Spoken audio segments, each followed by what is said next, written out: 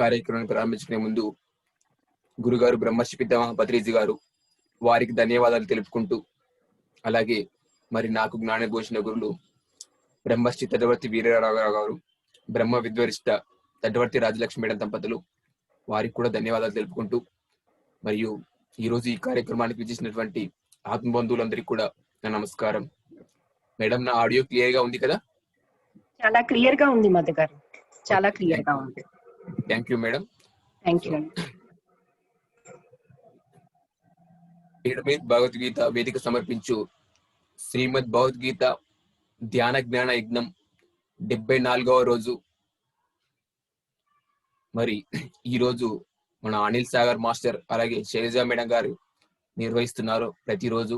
నిజంగా ఇది చాలా అద్భుతమైన విషయం, భగవద్గీత మీద క్లాసులు నిర్వహించడం అనేది. సో ఆ భగవద్గీత గురించి ఈరోజు బ్రహ్మర్షి పితామహ పత్రిజీ గారు రాసినటువంటి భగవద్గీతలోని కొన్ని ముఖ్య శ్లోకాల గురించి ఈరోజు మనం తెలుసుకోబోతున్నాం. మరొకసారి ఆ భగవద్గీత అనేది మనకు ముందుగా ఎలా వచ్చిందంటే, పూర్వం ఈ జ్ఞానం అనేది శృతుల రూపంలో ఉండేదంట. సో ఆ జ్ఞానం అనేది వేదవ్యాసుల మహర్షి ద్వారా వేదాల రూపంలో రాయబడింది. 4 వేదాలుగా, ఋగ్వేదం, యజుర్వేదం, సామవేదం, అథర్వణ వేదం అని. ఆ వేదాల్ని కూడా అర్థం చేసుకునే స్థితిలో ఎవరూ లేరని వాటిని సూక్ష్మీకరించి అష్టదశ పురాణాలుగా, అవి కూడా ఇంకా అందరూ అర్థం చేసుకోలేరని చెప్పేసి వాటిని సూక్ష్మీకరించి ఆ వేదాల్ని అష్టదశ అలాగే ఉపనిషత్తుల రూపంలో తీసుకురావడం జరిగింది. ఆ ఉపనిషత్తులు కూడా ఇంకా అందరూ అర్థం చేసుకోలేకపోతున్నారని వాటిని కూడా ఇంకా సూక్ష్మీకరించి నారద మునులు చెప్పడం జరిగింది. మహాభారతం ద్వారా భగవద్గీతను బోధించమని నారద మునులు శ్రీ వేదవ్యాసుల వారికి చెప్పగా, శ్రీ వేదవ్యాసుల వారు మహాభారతం ద్వారా భగవద్గీతను అందించడం జరిగింది. మరి అంత గొప్పది భగవద్గీత అనేది ఎలా వచ్చిందనే దాని గురించి మనం ఇప్పుడు తెలుసుకున్నాం. వేదవ్యాసుల వారి ద్వారా పూర్వ జ్ఞానం శృతుల రూపంలో ఉంటే అక్కడి నుంచి వేదాల రూపంలో అష్టాదశ పురాణాలు, అక్కడి నుంచి ఉపనిషత్తుల రూపంలో తీసుకొచ్చి ఉపనిషత్తుల నుంచి మహాభారతం నుంచి భగవద్గీత అనేది మనకు అందించడం జరిగింది. సో మరి ఎంత గొప్పది భగవద్గీత అంటే, భగవద్గీత అంటే భగవంతుని నోటి నుంచి జాలువారిన మాట అని అంటారు. భగవద్గీత అంటే భగవంతుని నోటి నుంచి జాలువారిన మాట. యోగీశ్వరుడైనటువంటి పరమాత్మ స్థాయిలో ఉన్నటువంటి శ్రీకృష్ణ భగవానుడు బోధించింది, అర్జునుడికి బోధించిందే ఈ భగవద్గీత. సో అంతటి శ్రీకృష్ణ భగవానుడు ఒక బ్రహ్మజ్ఞాని, ఆయన ఒక బ్రహ్మర్షి. ఆయన బోధించినటువంటి ఈ భగవద్గీత ఎంత గొప్పదంటే చెప్తారు. ఏంటంటే, హిందూ సమాజంలో భగవద్గీత అనేది గుండెకాయ లాంటిదని అంటారు. హిందూ సమాజంలో భగవద్గీత అనేది గుండెకాయ లాంటిదండి. అంటే మానవ శరీరంలో గుండె, హార్ట్ అనేది ఎంత ఇంపార్టెంటో మన హిందూ సమాజంలో భగవద్గీత అనేది కూడా అంత ఇంపార్టెంట్ అని దాని యొక్క అర్థం. సుమారు 5000 సంవత్సరాల క్రితం మనకు భగవద్గీత మనకు రావడం జరిగింది. 5000 సంవత్సరాలు. సో ఎందుకంటే ప్రపంచంలో దేని మీద లేని నమ్మకం చాలా మందికి దేని మీద ఉందంటే భగవద్గీత మీద నమ్మకం ఉంది. చాలా ఇళ్లలో భగవద్గీత ఉంటుంది. భగవద్గీత లేని ఇల్లు బహుశా హిందువుల్లో చాలా తక్కువగా ఉంటాయి. సో అటువంటి ఆ గొప్పదైనటువంటి భగవద్గీతను అంటారు, ఏమని అంటారంటే, ఈ గీత వింటే నీ గీత మారుతుందని అంటారు. సో ఇక్కడ గీత వింటే కాదు, ఆ గీతను విని ఆచరిస్తే, అర్థం చేసుకొని ఆచరిస్తే కనుక మన గీత అంటే మన తలరాత మారుతుందని దాని యొక్క అర్థం. ఈ గీత వింటే, భగవద్గీత వింటే నీ గీత మారుతుందని. ఎందుకంటే భగవద్గీతలో లేనిది ఏమీ లేదంట. భగవద్గీతలో అంతా ఉంది అని చెప్తారు. అంతా భగవద్గీతలో మనకు చెప్పబడిందని, ఉపనిషత్తుల యొక్క సారాంశం మనకు అందించారు భగవద్గీత. చాలా అద్భుతమైంది. సో అటువంటి ఆ భగవద్గీత అనేది చెప్తారు, కౌరవులకు పాండవులకు మధ్య మహాభారత యుద్ధం జరుగుతున్నప్పుడు అర్జునుడికి శ్రీకృష్ణ భగవానుడు బోధించని, దాన్ని కౌరవులకు పాండవులకు కాదు అక్కడ బోధించింది. అది మహాభారత యుద్ధం అనేది ఏంటంటే ధర్మానికి అధర్మానికి మధ్య జరిగిన యుద్ధం అని చెప్తారు. అక్కడ ఆ కురుక్షేత్రంలో ఆ అర్జునుడు, నేను వీళ్ళను వాళ్ళ ఎవరు నేను చంపాల్సింది మా అన్నదమ్ములు, మా గురువులు, మా బంధువులు, వీళ్ళను నేను చంపడం ఏమిటి, నాకు రాజ్యం కోసం నా వాళ్ళని నేను చంపుకోవడం ఏమిటి, సో రాజ్యమే కావాలనుకుంటే నాకు వీళ్ళని చంపడం వద్దు, నాకు రాజ్యమే వద్దు, ఏమొద్దు, నేను వీళ్ళని చంపను అని దేహస్థితిలో ఉన్న అర్జునుడు దుఃఖంతో అలా శ్రీకృష్ణ భగవాన్తో చెప్పినప్పుడు ఆయన బోధించినటువంటి అద్భుతమైన ఆత్మ జ్ఞానమే భగవద్గీత అనేది.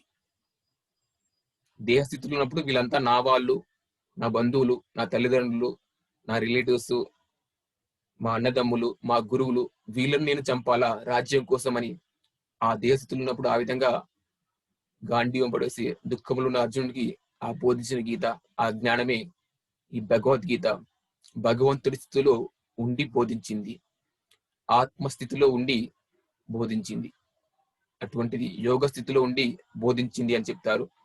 అంత గొప్ప భగవద్గీత గురించి నిజంగా అది శ్రీకృష్ణ భగవానుడు బోధించినట్టు ఆ భగవద్గీత వినాలన్నా అర్హత ఉండాలి. మరి అంత గొప్ప భగవద్గీత గురించి మనం ఈరోజు కొన్ని శ్లోకాలు, అందులో చెప్పబడి కొన్ని ముఖ్య శ్లోకాలు మనం తెలుసుకుందాం.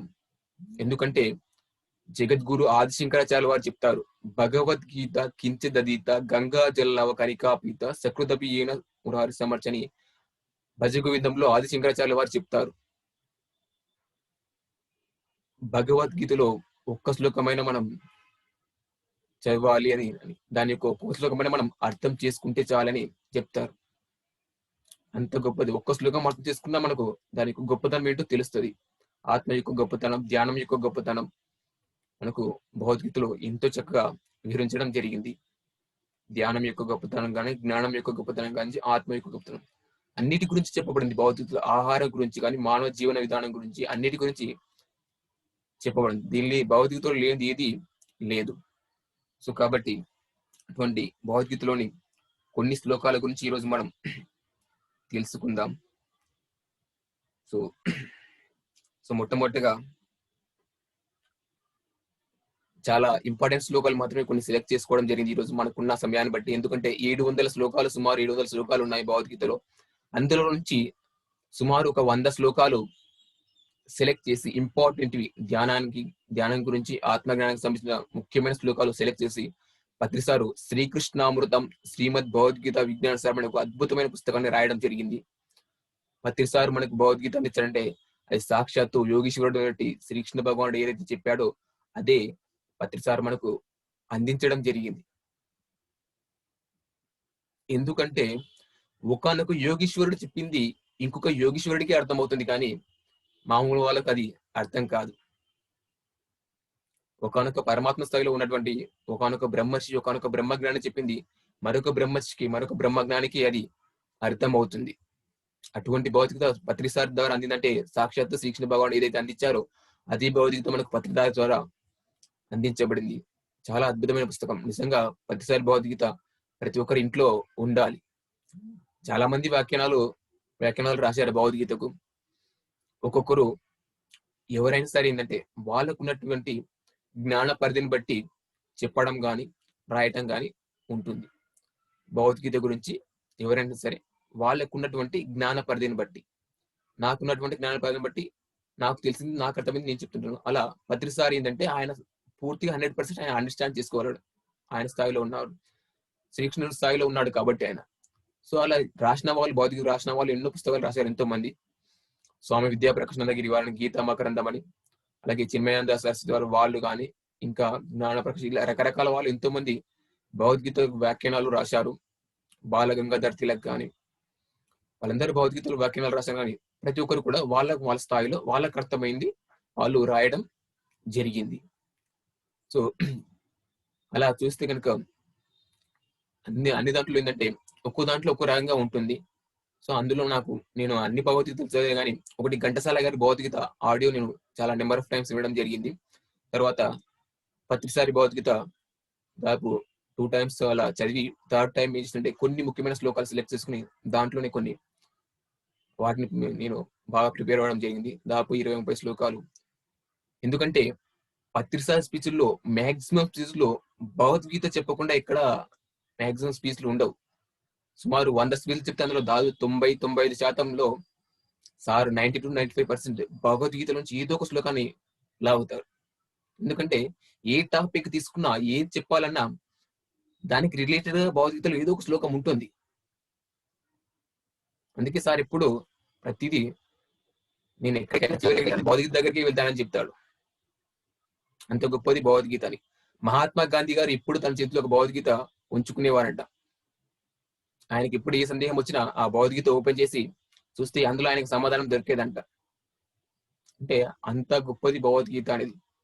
అంటే శాస్త్రం కృప ఉన్న వాళ్ళకు అలా ఆధ్యాత్మిక గ్రంథాలు ఏదో ఒక పుస్తకాన్ని తీసుకొని ఏదో ఒక పేజీ ఓపెన్ చేసి చూస్తే వాళ్ళకి ఏదైనా డౌట్స్ అన్ని సందేహాలన్నీ ఇక్కడ నివృత్తి అయ్యేవి. ఆ సందేహాలకు సమాధానం దొరికేది మహాత్మా గాంధీ గారు. సింపుల్ మనకి ఏమో అబ్జర్వ్ చేయొచ్చు అంటే ప్రపంచంలో ఇప్పుడు దేని మీద లేని నమ్మకం భగవద్గీత మీద ఉందని నేను ఇంతగా అన్నాను. ఎలా చెప్పొచ్చు అంటే మనం కోర్టులో కనుక గమనిస్తే జనరల్ మనం కోర్టులో గమనిస్తే ఏమవుతుందంటే డాక్టర్ల మీద కానీ అక్కడ లాయర్ల మీద కానీ అక్కడ పోలీసుల మీద కానీ అక్కడ ఉన్నటువంటి ప్రజల మీద కానీ ఎవరి మీద లేని నమ్మకం ఆ జడ్జి మీద కూడా లేని నమ్మకం ఎవరి మీద ఉందంటే ఆ భగవద్గీత పుస్తకం మీద ఉంది.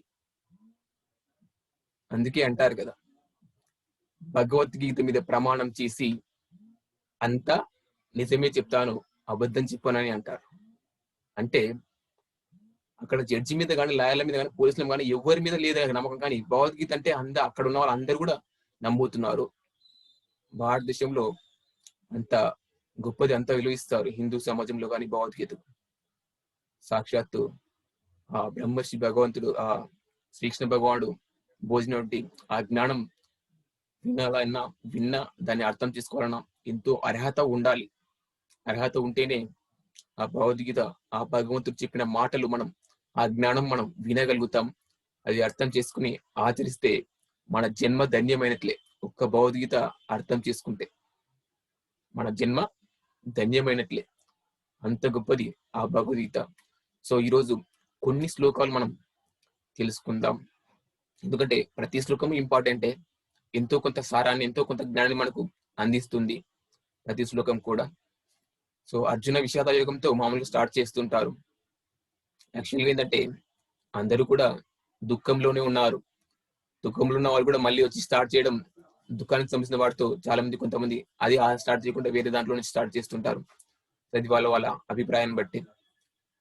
సో మరి ఈరోజు కొన్ని శ్లోకాల్లో మొట్టమొదటిది ఏం తెలుసుకుందామంటే మనకు ఈ భగవద్గీతలోని శ్లోకాల్లో చాలా కొన్ని బాగా నచ్చిన శ్లోకాలు నాకు కొన్ని ఉన్నాయి.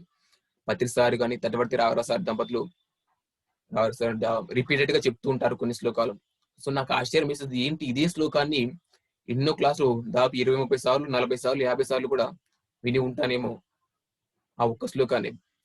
ఎందుకు అన్నిసార్లు చెప్తున్నానంటే అది అంత ఇంపార్టెంట్ కాబట్టి. ఆ ఒక్క శ్లోకం అర్థమైతే చాలా విషయాలు మనకు అర్థమవుతాయి కాబట్టి.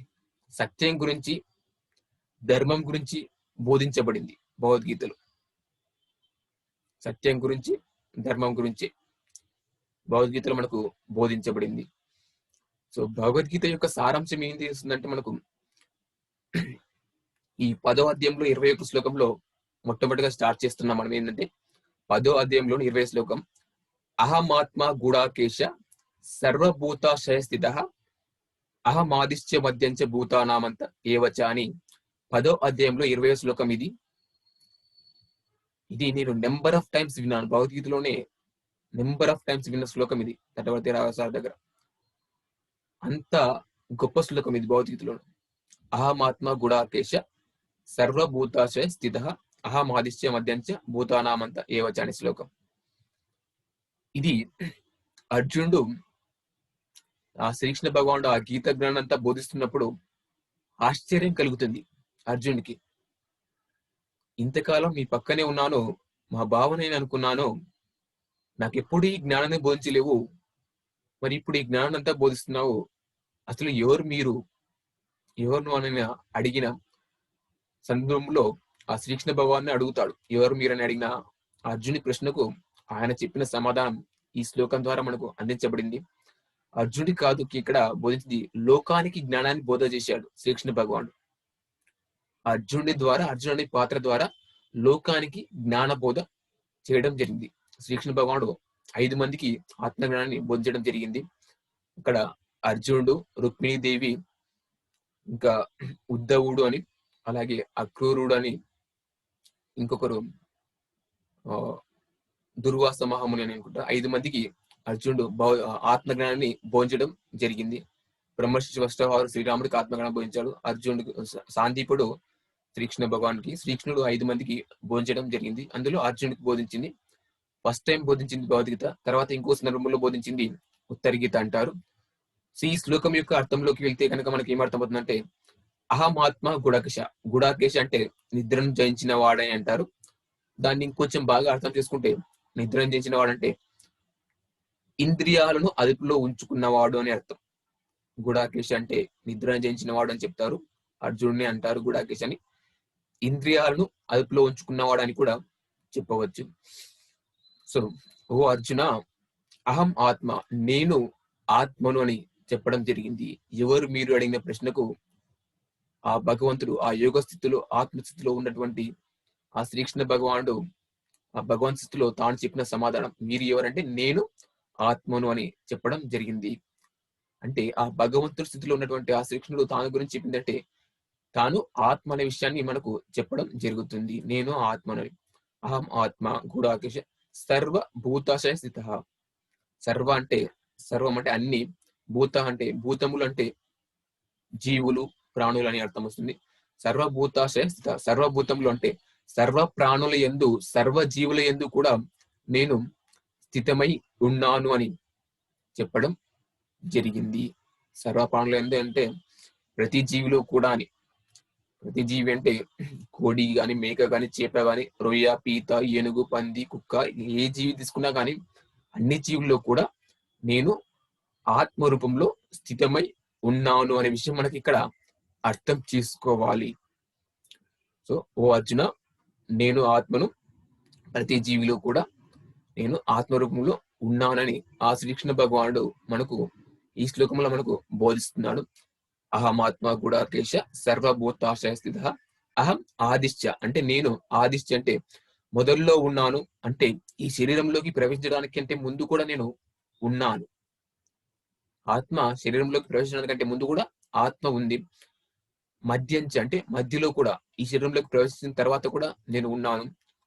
అహం ఆదిశ్య మధ్యంచ భూతానాం అంత ఏవచ్చు అంటే భూతం అంటే జీవులు, అంతం అంటే చివరిలో కూడా ఏవచ్చు అంటే నేను ఉన్నానంటే, అంటే నేను ఈ శరీరంలోకి ప్రవేశించడానికి ముందు ఉన్నాను, శరీరంలో ప్రవేశించిన తర్వాత ఉన్నాను, మరలా ఈ శరీరం యొక్క అంతంలో చివరిలో కూడా నేను ఉన్నాను అని చెప్పడం జరిగింది. అంటే నేను శరీరం నశించిపోయినా కానీ నేను నశించిపోను అని, అక్కడ నేను ముందు ఉన్నాను, మధ్యలో ఉన్నాను, తుదిలో చివరిలో కూడా నేను ఉన్నానని చెప్పడం జరిగింది. ఎవరంటే ఆత్మ అని, నేను ఆత్మ అని చెప్పినటువంటి ఆ భగవంతుడు ఎవరంటే ఆత్మే భగవంతుడు అనే విషయాన్ని ఇక్కడ స్పష్టం అవుతుంది మనకు.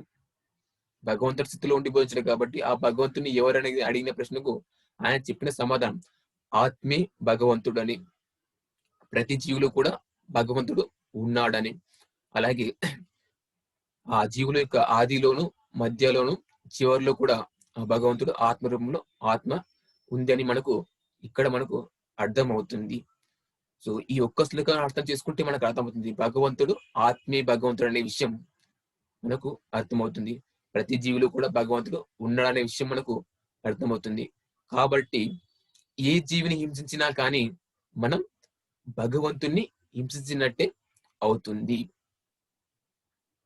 కోడిని గాని, మేకని గాని, చేపని గాని, రొయ్యని గాని, పీతని గాని ఏ జీవిని హింసించినా మనం భగవంతుణ్ణి హింసించినట్టే అవుతుంది.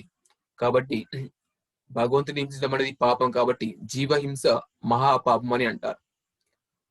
జీవహింస మహాపాపం కాబట్టి ఏ జీవిని హింసించినా భగవంతుని హింసించడం కాబట్టి హింసించడమే మహాపాపం కాబట్టి పాపం చేస్తేనే ఎవరికైనా రోగాలు కష్టాలు వస్తాయి. మరి జీవితంలో రోగాలు కష్టాలు సమస్యలు బాధలు ఇబ్బందులు ఇవేవి రాకుండా ఉండాలంటే పాపాలు చేయకూడదు, అంటే హింస చేయకూడదు, అంటే జీవహింస చేయకూడదు, అంటే ఆ కోళ్లను మేకలను చేపలను ఆ సోదర భగవంతులైనటువంటి ఆ కోళ్లను మేకలను చేపలను వాటిని మనం హింసించకూడదు. ఏ జీవిని హింసించినా మనం భగవంతుని హింసినట్లే అవుతుంది కాబట్టి. సో అది మనకు ఈ ఒక్క శ్లోకంలో మనకు ఎంతో అద్భుతమైన అర్థం మనకు తెలుస్తుంది. ఇది ఒక్క శ్లోకం అర్థం చేసుకుంటే. అందుకే ఆదిశంకరాచార్యుడు భగవద్గీత కించిత్ అధీత అంటే గంగాజలంలో కనుక గంగాజలం అనేది ఒక్క బొట్టు తాగినా ఎంత పవర్ఫుల్ ఆ భగవద్గీతలో ఒక్క శ్లోకం అర్థం తీసుకున్నా అంతగా గొప్పదని చెప్పేసి అది ఒక్కటి అర్థమైన వాళ్ళు గొప్ప వాళ్ళే. భగవద్గీత శ్లోకంలో ఒక్క శ్లోకం బాగా అర్థమైన వాళ్ళు గొప్పలు. ఎందుకంటే అర్థమైనప్పుడే మనం ఆచరిస్తాం కాబట్టి. ఆత్మే భగవంతుడు అనే విషయం ప్రపంచంలో కోట్ల మంది ఉన్నారు కానీ కోట్ల మందికి ఇంకా తెలియదు. తెలియక కోట్లు ఖర్చు పెట్టి 100 కోట్లు ఖర్చు పెట్టి ఇంకా విగ్రహమే భగవంతుడని కోట్లలో రూపాయలు ఖర్చు పెట్టి గుళ్ళు కడుతున్నారు.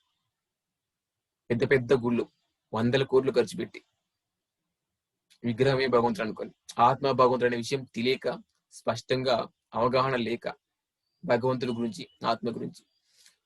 సో ఈ ఒక్క శ్లోకం ద్వారా మనకు సత్యం తెలుస్తుంది.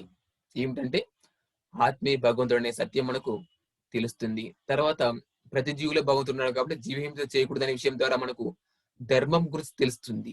ధర్మం అంటే అహింస పరమో ధర్మ అని చెప్తారు. అన్ని ధర్మాలకెల్లా గొప్ప ధర్మం అహింస ధర్మం అని 2 విషయాలు మనకు తెలుస్తాయి. ఆత్మే భగవంతుడు అనేది తెలుస్తుంది, జీవహింస చేయకూడదు అనే విషయం మనకి ఇక్కడ అర్థమవుతుంది. ప్రతి జీవిలో కూడా భగవంతుడు ఆత్మ రూపంలో ఉన్నాడని, జీవి శరీరంలోకి రాకముందు జీవి శరీరంలో ఉన్నప్పుడు శరీరాన్ని వదిలిన తర్వాత ఆయన ఇప్పుడు ఉన్నాడని ఈ శ్లోకం ద్వారా మనకు అర్థమవుతుంది. చాలా ఇంపార్టెంట్ శ్లోకం భగవద్గీతలో 10వ అధ్యాయంలో 20వ శ్లోకం.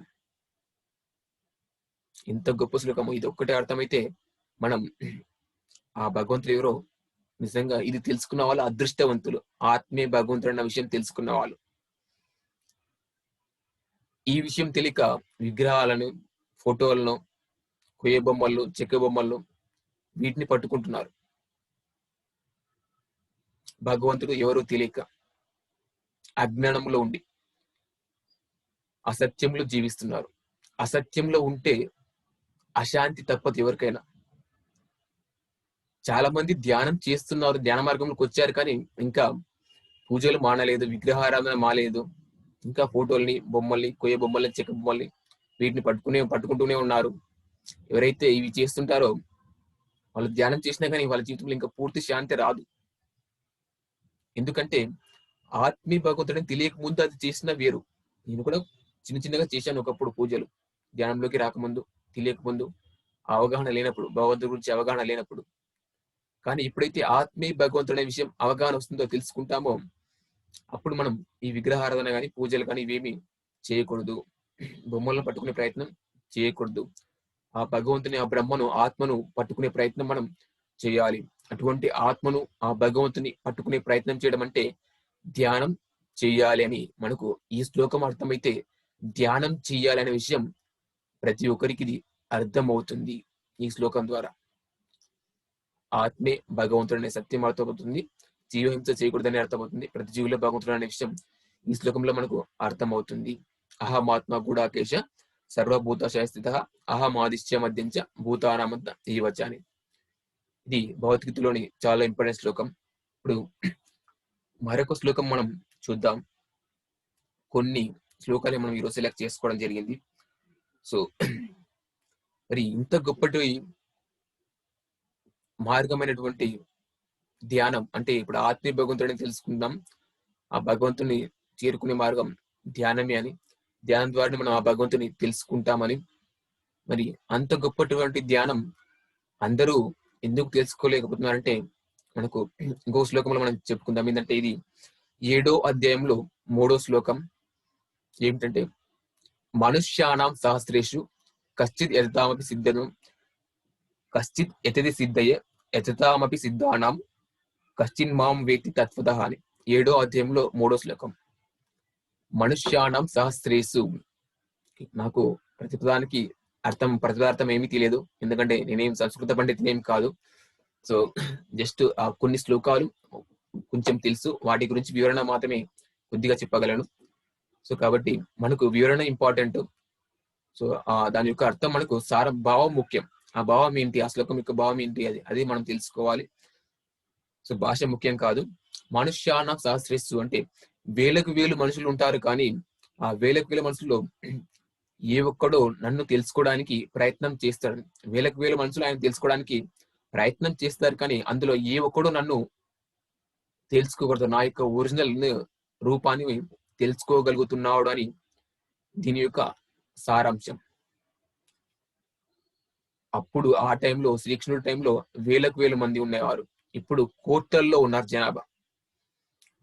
సో ఆ వేలకు వేల మందిలో ఎంతో మంది ప్రయత్నం చేస్తుంటారు, నేను భగవంతుని తెలుసుకోవాలి, నేను జ్ఞానం పొందాలి, నేను ఆత్మను తెలుసుకోవాలి, ఆత్మదర్శనం పొందాలి, ఆత్మ సాక్షాత్కారం పొందాలి, మోక్షాన్ని పొందాలి, ముక్తిని పొందాలి, దుఃఖరాహిత్యాన్ని పొందాలి, జీవితంలో ఈ కష్టాలు, సమస్యలు, రోగాలు, బాధలు ఇవి ఉండకుండా వీటి నుంచి బయటపడాలి, ఆ దర్శనం చేసుకోవాలి, భగవద్ దర్శనం, ఆత్మ సాక్షాత్కారం.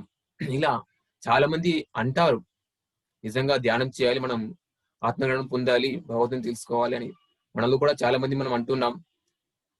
అయితే వేల కొద్ది మంది ఇలా ప్రయత్నం చేస్తారు, స్టార్ట్ చేస్తారు, ధ్యానం కూడా స్టార్ట్ చేస్తారు, భగవంతుని తెలుసుకుందామని. చాలా మంది నాకు ఒకటి చెప్తారు, ఏంటంటే అధములు ప్రయత్నించరు, మధ్యములు ప్రయత్నించి ప్రారంభించి ఆటంకాలు వచ్చాయని మధ్యలో ఆపేస్తారంట, ఉత్తములు సాధించే వరకు ప్రయత్నిస్తారంట. అధములు ప్రయత్నించరు, మధ్యములు ప్రారంభించి ఆటంకాలు వచ్చాయని మధ్యలో ఆపేస్తారు, ఉత్తములు సాధించే వరకు ప్రయత్నిస్తూనే ఉంటారని చెప్తారు. సో ఇక్కడ వేలకు వేల మనసులో ఏ ఒక్కడు నన్ను, నా యొక్క ఒరిజినాలిటీని, నా స్వస్వరూపాన్ని, నా ఆత్మస్వరూపాన్ని ఆయన తెలుసుకోగలిగారని చెప్పి ఆ టైంలో శ్రీకృష్ణ భగవానుడు బోధించడం జరిగింది. అలా కోట్ల మంది ఉన్నా కానీ ప్రస్తుతం కూడా అందరూ భగవంతుని తెలుసుకోవాలని ఇచ్చతోటి ఎంతో మంది ఉన్నారు, కానీ ఆ భగవంతుడి గురించి జ్ఞానం ఇంకా చాలా మంది దగ్గర లేదు. చాలా మందికి అంటారు, నేను భగవంతుని తెలుసుకోవాలి, ఆత్మను తెలుసుకోవాలి, ఆ భగవద్ దర్శనం కావాలి, మోక్షాన్ని పొందాలి అంటారు, కానీ ఇంకా సరైన జ్ఞానం, భగవంతుడి గురించి సరైన జ్ఞానమే లేదు చాలా మందికి. అది లేకపోవడం వల్ల ఆయన ఎలా పట్టుకోవాలో తెలియక, ఆయన ఎవరో తెలియదు, ఫస్ట్ ఆయన ఎలా పట్టుకోవాలో తెలియదు, ఆయన ఎక్కడ ఉంటాడో తెలియదు, విషయాలు తెలియకపోవడం వల్ల రకరకాలుగా ప్రయత్నాలు చేస్తున్నారు. యజ్ఞాలు, హోమాలు, పూజలు, ఆసనాలు, హిమాలయాలకు వెళ్ళి, అడవుల్లోకి వెళ్ళి తపస్సులు, ఘోర తపస్సులు, ఆసనాలు, ఒంటి కాలి మీద నిలబడి శీర్షాసనాలు అలాంటివి వేసి తల కిందుగా నిలబడి కొమ్మలపై జపాలు చేస్తూ రకరకాలుగా ఏవో ప్రయత్నాలు చేస్తున్నారు. మనకు నాగ సాధువులు వాళ్ళు ఉంటారు, ఒళ్ళంతా బూడిద పూసుకొని రకరకాల వాళ్ళు రకరకాలుగా ప్రయత్నాలు చేస్తున్నారు, ముక్తి పొందాలి, మోక్షాన్ని పొందాలని ఇలా రకరకాలు. ఎందుకంటే సరైన జ్ఞానం లేదు, సరైన అవగాహన లేదు భగవంతుడి గురించి, లేకపోవడం వల్ల రకరకాల మార్గాల్లో ఉన్నారు. సో అటువంటి సరైన జ్ఞానాన్ని, సరైన అవగాహన మనకు పితామహ బ్రహ్మర్షి పితామహ పత్రిజీ గారి ద్వారా మనకు ఇంత అద్భుతమైన జ్ఞానం అందించింది. వారికి ఒకసారి నిజంగా హృదయపూర్వకంగా ధన్యవాదాలు తెలుపుకోవాలి. వారి ద్వారానే మనకు ఈ అద్భుతమైన మార్గము, భగవంతుని చేరుకునే మార్గం, భగవంతుని తెలుసుకునే మార్గం మనకు ఇది దొరికింది. అట్లా ఇన్ని కోట్ల మందిలో ఆత్మజ్ఞానం కావాలని వచ్చేవాళ్ళు చాలా తక్కువ మంది అని మనం అర్థం చేసుకోవాలి. గమనించండి, ఆరోగ్యం చెందిన క్లాసులు ఉంటే కనుక అక్కడ 100ల మంది ఉంటారు, ఆత్మజ్ఞానం క్లాసులు అయితే చాలా తక్కువ సంఖ్యలో ఉంటారు, 10ల సంఖ్యలో అలా ఉంటారు. అదే మీకు ఆరోగ్యం వస్తుంది, మీ రోగాలు పోతాయి, మీ కష్టాలు పోతాయి, మీ సమస్యలు పోతాయి అని ఇలా చెప్పండి, కుప్పలు కుప్పలుగా వస్తారు జనాలు. మనకు ధ్యానమాచక్రంలో కానీ ఇంకొన్ని కార్యక్రమాల్లో చెప్తుంటారు హెల్త్ గురించి, ఆరోగ్యం గురించి చెప్తూ, ఆరోగ్య లాభాలు వస్తే మీకున్న రోగాలన్నీ పోగొడతామని చెప్పి ఇలా అనౌన్స్ చేస్తే జనాలు కుప్పలు కుప్పలు వస్తారు, 100ల సంఖ్యలో వస్తారు, 1000 కూడా వస్తారు. నేను చూడడం జరిగింది కొన్ని కార్యక్రమాల్లో. అదే ఆత్మజ్ఞానం వస్తుంది అంటే కనుక 10ల సంఖ్యలో రావడం కూడా కష్టమే. ఎందుకంటే ఆత్మజ్ఞానం అనేది PhD, ఆరోగ్యం అనేది LKG UKG లాంటిది. PhD లెవెల్లో ఉన్న వాళ్ళే ఆత్మజ్ఞానం క్లాసులోకి వస్తారు. కాబట్టి నిజంగా ఆత్మజ్ఞానం క్లాసులు మనకు వచ్చిన వాళ్ళందరూ చాలా అదృష్టవంతులు. మనమందరం కూడా ఆత్మజ్ఞానం క్లాసులు, ఆత్మ గురించి, భగవంతుడి గురించి తెలుసుకుంటున్నామంటే మనకు మనం నిజంగా ధన్యవాదాలు చప్పట్లు కొట్టుకోవాలి. ఆత్మజ్ఞానానికి సంబంధించిన క్లాసులు కొంచెమైనా మనం తెలుసుకోగలుగుతున్నాం. భగవంతుడి గురించి, ఆత్మ గురించి, ఆత్మతత్వాన్ని, ఆ భగవంతుడి తత్వాన్ని. నిజంగా నాకు కొన్ని సందర్భాల్లో ఆ క్లాసులో కొన్ని చెప్తూ ఉంటే ఈ భగవంతుడి గురించి చెప్పే కాన్సెప్ట్ చాలా ఇష్టంగా ఉంటుంది. అది చెప్తుంటే ఏదో ఒక రకమైన ఫీలింగ్ నాకు లోపల కలుగుతూ ఉండేది. ఆ క్లాస్ లో ఒక సాటిస్ఫాక్షన్ నాకు లోపల అనిపించేది, ఒక తృప్తి అనిపించేది. ఎందుకంటే లోపల ఉన్నది ఎవరు? ఆత్మ కదా, భగవంతుడు కదా. ఆయన గురించి చెప్తే ఆయన తృప్తి పడడా, సంబరపడడా, ఆనందపడడా కదా? చిన్న లాజిక్. అంత గొప్ప ఆ భగవంతుడి గురించి మనం తీసుకుంటే నిజంగా మనం చాలా అదృష్టవంతులు. కాబట్టి ఇక్కడ మనం తీసుకుందంటే వేల కొద్ది మనుషుల్లో మన ఆత్మ గురించి ప్రయత్నం చేసేవాళ్ళు చాలా తక్కువ మంది. అంత ఈజీగా కాదు భగవంతుని తెలుసుకోవడం అంటే. చాలా కష్టపడాలి. మనకేంటంటే నెల రోజులు మనం జాబ్ చేస్తే నెల రోజుల తర్వాత మన బాస్ మనకు శాలరీ ఇస్తాడు అని అంటే నమ్ముతాం. నమ్మి బాగా జాబ్ చేస్తాం, మంచిగా డ్యూటీ చేస్తాం. కానీ బాగా కష్టపడి ధ్యానం చేస్తే భగవంతుడు దొరుకుతాడంటే మనకి ఇంకా పూర్తిగా నమ్మకం కలగదు. అవునా? బాస్ మీద ఉన్న నమ్మకం భగవంతుడి మీద లేదు. ఎంత విచిత్రమో చూస్తే చాలా ఆశ్చర్యం అనిపిస్తుంది. అరే, నెల రోజులు జాబ్ చేసి నెల రోజుల తర్వాత బాస్ శాలరీ ఇస్తాడంటే మనం బాగా నమ్మి బాగా హార్డ్ వర్క్ చేస్తాం, కష్టపడి పని చేస్తాం. అదే బాగా కష్టపడి ధ్యానం చేయండి మీకు భగవంతుడు దొరుకుతాడంటే మాత్రం నమ్మకం ఇంకా కలగట్లేదు భగవంతుడి మీద. బాస్ మీద నమ్మకం ఉంటుంది కానీ భగవంతుడి మీద నమ్మకం లేదు లోకంలో. చాలా విచిత్రం. సో కానీ ఎప్పుడైతే మనం భగవంతుడి మీద పూర్తి నమ్మకంతో, పూర్తి విశ్వాసంతో అడుగు ముందుకేస్తామో అన్ని మనల్ని ముందుకు నడిపిస్తారు. ఒక్క అడుగు నా వైపు వెయ్యి, మిగతా 99 అడుగులు నేను నడిపిస్తానని చెప్తారు కదా భగవంతుడు. ఆ ఒక్క అడుగు వేయడమే మనం చేయాల్సిన పని. కాబట్టి అంత అద్భుతమైన మార్గంలో మనం ఉన్నాం. కాబట్టి ఆ భగవంతుని చేరుకునే మార్గం, భగవంతుని పట్టుకునే మార్గంలో మనం ఉండాలి. ఇంతలోకి వచ్చి కూడా ఇంకా రోగాల కోసం సంకల్పాలతోటి, కోరికలతోటి చేసి నష్టపోకూడదు. నష్టపోయే పని, ఇతరులు నష్టపోయే పని చేయకూడదు. సో నేను నిన్న ఒక మాస్టర్ క్లాస్ ఆర్గనైజ్ చేయడం జరిగింది. ఆయన చెప్పాడు ధ్యానం చేస్తే, ఆయన ధ్యానంలో ఏదో సంకల్పం పెట్టుకుని ఏదో ధ్యానం చేశాడంట. ఆయనకి ఏదో కనిపించిందంట, పిల్లలు కావాలని ఏదో సంకల్పం పెట్టుకుని ధ్యానం చేస్తే, ఆడపిల్ల పుట్టిన తర్వాత మగ పిల్లాడు కావాలని ఏదో సంకల్పం పెట్టుకుని ధ్యానం చేస్తే నీకు అవుతుంది, నీ ఎనర్జీ బాగా పెంచుకొని ఏదో ఎవరో మాస్టర్ చెప్పారంట. సో ఆయన ధ్యానం బాగా చేశాడు, గంటలు గంటలు. ఆయనతో పాటు ఆయన భార్యను కూడా చేయించాడు. ఇద్దరు చేద్దామని చెప్పేసి ఇద్దరు బాగా కష్టపడి గంటలు గంటలు ధ్యానం చేశారు. చేస్తే ఆయనకి ఏదో కనిపించిందంట. చూస్తే లోపల ఆడపిల్ల ఉన్నట్లుగా కనిపించిందంట. సో తర్వాత ఏమనంటే ఆయన ఏమనంటే ఎవరైతే ఈయనకి చెప్పారో నువ్వు బాగా గంటలు గంటలు ధ్యానం చేసి సంకల్పం పెట్టుకుంటే నీకు మగ పిల్లలు పుడతారని ఎవరైతే చెప్పారు, తర్వాత ఆయన అడిగినట్టు నాకు ఆడపిల్లలాగా కనిపిస్తుందండి లోపలని వీళ్ళు చెప్తే, ఎవరు వస్తే ఎవరు పడితే వాళ్ళు వస్తారు, ఎవరు ఉంటే వాళ్ళు వస్తారని ఆయన అన్నాడంట. చిన్న లాజిక్ ఇక్కడ ఆలోచించండి. ముందు ఆయన ఏమన్నాడంటే మీరు సంకల్పం పెట్టుకొని ధ్యానం చేస్తే మీకు మగ పిల్లాడు పుడతాడని ఆయన అన్నాడు. ఇప్పుడు ఏమంటున్నారంటే వీళ్ళు చెప్తున్నారు మాకు ఆడపిల్లలాగా కనిపిస్తుంది లోపల చిన్నగా లైట్ లాగా అని వీళ్ళు అంటున్నప్పుడు ఆయన మళ్ళీ ఏమన్నారంటే ఎవరు రావాలంటే వాళ్ళు వస్తారని అంటున్నారు. అంటే ఫస్ట్ ఆయనే చెప్పాడు సంకల్పం పెట్టుకుంటే మీకు మగ పిల్లాడని వస్తాడని ఆయన చెప్పాడు. ఎవరు పడితే ఎవరు రావాలంటే ఎవరు వచ్చేది వాళ్ళు వస్తారని మళ్ళీ ఆయనే అంటున్నారు. అంటే ఫస్ట్ మాట కరెక్ట్ కాదనే కదా అర్థం. గ్యారంటీ లేదు కదా ఆయన చెప్పే మాట మీద. చిన్న లాజిక్ అర్థం చేసుకుంటే. తర్వాత ఏమనంటే ఇంకొంచెం బాగా ధ్యానం చేయండి అని చెప్పి వీళ్ళు ఇంకా కొంచెం బాగా ధ్యానం చేసినట్ట. కరెక్ట్ గా డెలివరీ అయ్యే 2-3 రోజుల ముందు మళ్ళీ ఒకసారి కనిపించాడంట. అప్పుడు మగ పిల్లాడు రూపం కనిపించిందంట. మగ పిల్లాడు పుట్టాడంట. మళ్ళీ నేను కొంచెం ఆలోచించిన లాజిక్ అదేంటి వీళ్ళు అంటున్నారు ఏదో ఒకటి లైట్ లాగా చిన్న కనిపించింది, ఫస్ట్ ఆడపిల్ల రూపం కనిపించిందని వీళ్ళే అంటున్నారు. మళ్ళీ పుట్టడానికి 2-3 రోజుల్లో మగ పిల్లాడు రూపం కనిపించిందని అంటారు. ఆడపిల్ల రూపం మగ పిల్లాడు రూపంగా ఎట్లా మారిపోతుంది? సంకల్పం పెట్టుకొని ధ్యానం చేస్తే ఆడపిల్ల రూపం మగపిల్లాడిగా మారిపోతుందా? అదేంటో చాలా విచిత్రం. ఏం తెలిసిందో ధ్యానం గురించి, ఏం నేర్చుకుంటున్నామో ధ్యానంలోకి, ఇంత అద్భుతమైన మార్గంలోకి వచ్చి రోగాల కోసం, సంకల్పాల కోసం, కోరికల కోసం, పిల్లల కోసం, ఉద్యోగం కోసం, సమస్యల కోసం, వీటి కోసం ఆ ధ్యానం. భగవంతుని పట్టుకునే మార్గం, బ్రహ్మను పట్టుకునే మార్గం. బ్రహ్మను పట్టుకోమంటే ఇంకా బొమ్మని పట్టుకుంటున్నాం. మనం సృష్టించింది బొమ్మ, మనం తయారు చేసింది బొమ్మ. మనల్ని తయారు చేసిన వాడు, మనల్ని సృష్టించిన వాడు బ్రహ్మ. మనం సృష్టించింది పట్టుకోవడం కాదు, మనల్ని సృష్టించినటువంటి బ్రహ్మని పట్టుకోవాలి మనం. అన్నిటికంటే అందరికంటే గొప్పవాడు బ్రహ్మ. ఆయన్ని పట్టుకునే ప్రయత్నం మనం చేయాలి. బొమ్మను తయారు చేసే శక్తి మనకు ఉంది, కెపాసిటీ ఉంది. ఆ బొమ్మను పగలగొట్టే శక్తి కూడా మనకు ఉంది, నాశనం చేసే ఒక విగ్రహాన్ని తయారు చేసే కెపాసిటీ మనకుంది, ఆ విగ్రహాన్ని నాశనం చేసే కెపాసిటీ మనకుంది. విగ్రహం ఏమైనా చేయగలుగుతుందా? బొమ్మ ఏమైనా చేయగలుగుతుందా? ఉన్న చోట నుంచి కనీసం కదులుతుందా విగ్రహం?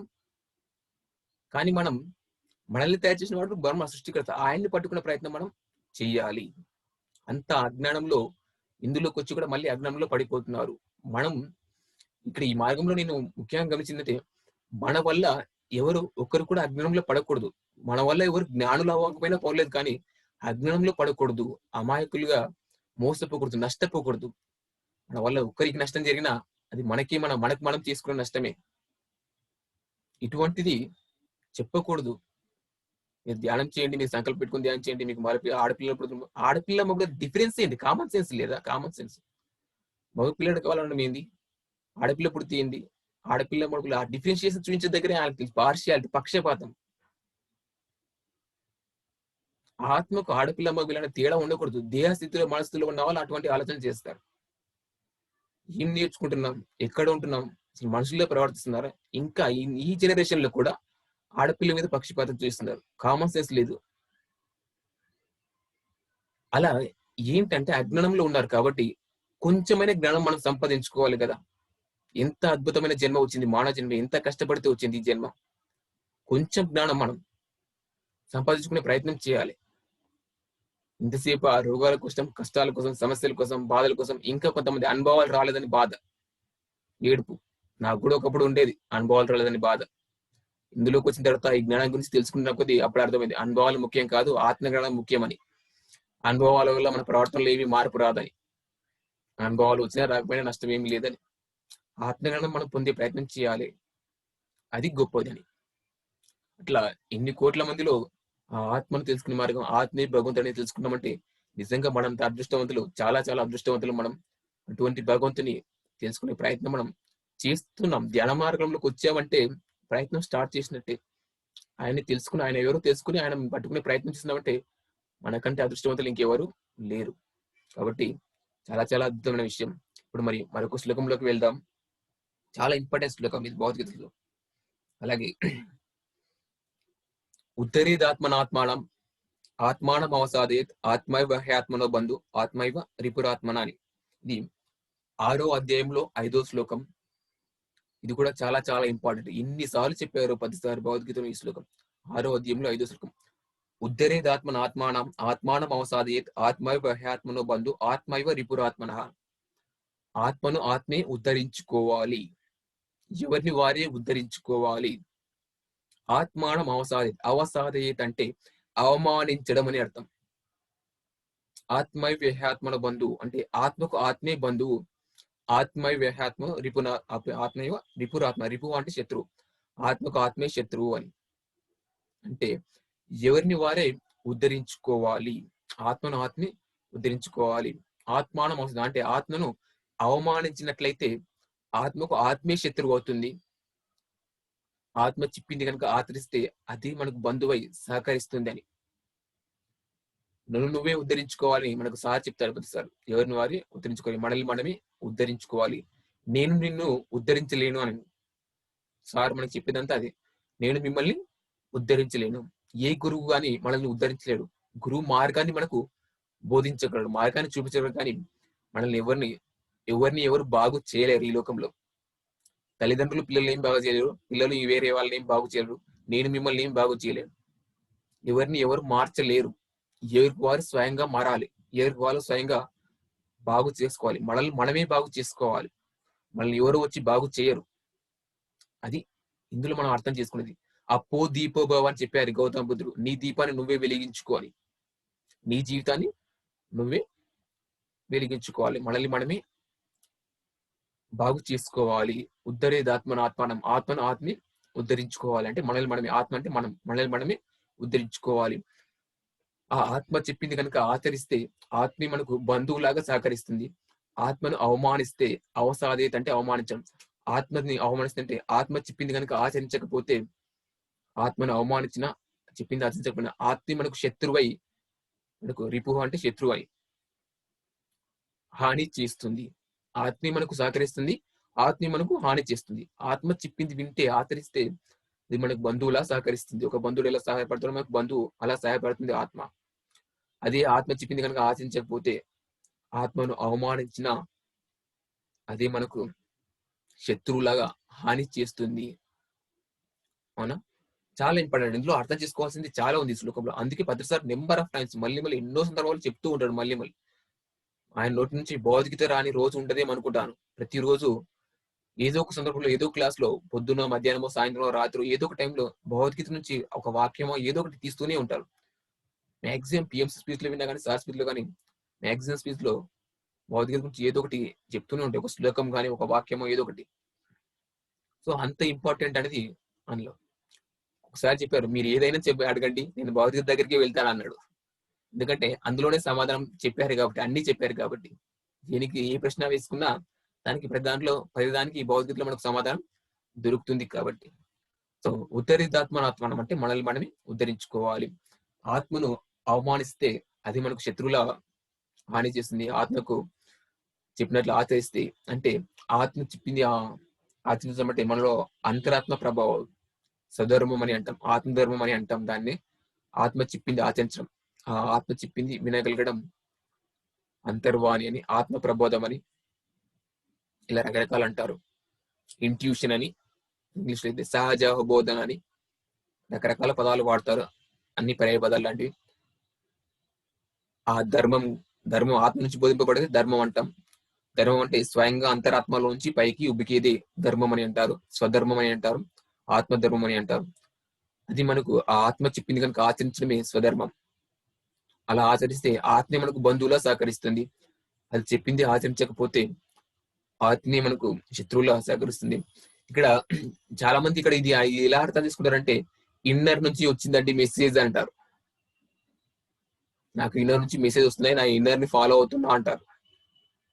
ఇన్నర్ అంటే ఇన్నర్ లో మళ్ళీ రెండు ఉన్నాయి. ఇన్నర్ అంటే లోపల, అవుటర్ అంటే బయట. ఇన్నర్ లో రెండు ఉన్నాయి, మనసు ఉంది, ఆత్మ ఉంది. మనసు నుంచి కూడా వస్తాయి కొన్ని, ఆత్మ నుంచి వస్తాయి. సాధన బాగా చేసిన వాళ్ళు, శక్తి బాగా పెంచుకున్న వాళ్ళు, మనోప్రాముఖ్యం తగ్గిన వాళ్ళు, మనసు ప్రాముఖ్యం తగ్గిన వాళ్ళు ఆత్మ నుంచి వచ్చేవి గ్రహించగలుగుతారు. మనసు ప్రాముఖ్యం ఎక్కువ ఉండి సాధన తక్కువ చేస్తే కనుక, మనసు ప్రాముఖ్యం ఎక్కువ ఉన్న వాళ్ళకు, ఆత్మ ప్రాముఖ్యం తక్కువ ఉన్న వాళ్ళకు మనసు నుంచి వచ్చేవి బాగా తెలుస్తుంటాయి. ఆత్మ నుంచి ఎప్పుడు ఆత్మ చెప్తూనే ఉంటుంది. లోపల భగవంతుడు ఎప్పుడు చెప్తూనే ఉంటాడు, మనకు ఇన్స్ట్రక్షన్స్ ఇస్తూనే ఉంటాడు. మనం కష్టాల పాలు కాకుండా, భవిష్యత్తులో నష్టపోకుండా ముందుగానే హెచ్చరిస్తూ ఉంటాడు, చెప్తూ ఉంటాడు, బోధిస్తూ ఉంటాడు అన్ని ప్రతి క్షణము. కానీ అది అర్థం చేసుకోవాలంటే మనం ఆత్మ యొక్క ప్రాముఖ్యాన్ని పెంచుకోవాలి, మనసు యొక్క ప్రాముఖ్యాన్ని మనం తగ్గించుకోవాలి మన ధ్యాన సాధన ద్వారా. ఎప్పుడైతే మనం ఆత్మ యొక్క ప్రాముఖ్యాన్ని పెంచుకుంటామో, మనసు యొక్క ప్రాముఖ్యాన్ని తగ్గిస్తామో, అప్పుడు ఆ అంతరాత్మ ప్రబోధాన్ని మనం వినగలుగుతాం, గ్రహించగలుగుతాం, తెలుసుకోగలుగుతాం. ఆ సుధర్మాన్ని, మన ఆత్మధర్మాన్ని. పరధర్మాన్ భయావహ సుధర్మం అని మనకు భగవద్గీతలో ఆ శ్లోకం గురించి, పరధర్మం కంటే సుధర్మమే మిలం అని చెప్పేసి. పరధర్మం అంటే ప్రాపంచిక ధర్మం. అర్జునుడు అక్కడ వాళ్ళని చంపడం ప్రాపంచికంగా అది తప్పు. ఒక మనిషిని చంపడము హింసించడం అనేది అక్కడ అది తప్పే ప్రాపంచికంగా. కానీ ఆయన అది పరధర్మం అవుతుంది అక్కడ. స్వధర్మం, ఆయన స్వధర్మం ఏంటంటే అక్కడ వాళ్ళు అది చంపడం అనేది ఆయన స్వధర్మం అది. సో ఆయన స్వధర్మం బోధిస్తుంది. వాళ్ళు అధర్మంగా జీవిస్తున్నారు, అధర్మం వైపు ఉన్నారు కాబట్టి వాళ్ళు శిక్షించడం అనేది అక్కడ కరెక్ట్. కాబట్టి అక్కడ ఆయన స్వధర్మాన్ని ఆయన పాటించమని మనకు, ఆయన స్వధర్మాన్ని ఆయనకు బోధించడం జరిగింది శ్రీకృష్ణ భగవానుడు. సో ప్రాపంచికంగా చూసినట్లయితే అర్జునుడు కూడా అది చేయడం తప్పే అని అనిపిస్తుంది. కానీ ప్రాపంచిక ధర్మం కంటే కూడా, పరధర్మం కంటే కూడా ఆత్మధర్మం, స్వధర్మం, భగవంతుడు చెప్పింది, అంతర్వాణి చెప్పింది, అంతరాత్మ ప్రబోధం చెప్పింది 100% కరెక్ట్. అలా భగవంతుడు చెప్పింది ఆచరిస్తే ఏ పాపము మనకు అంటదు కూడా. ఇది కూడా మరొక శ్లోకంలో మనకు చెప్పారు, ఏంటంటే అపిచేదేసి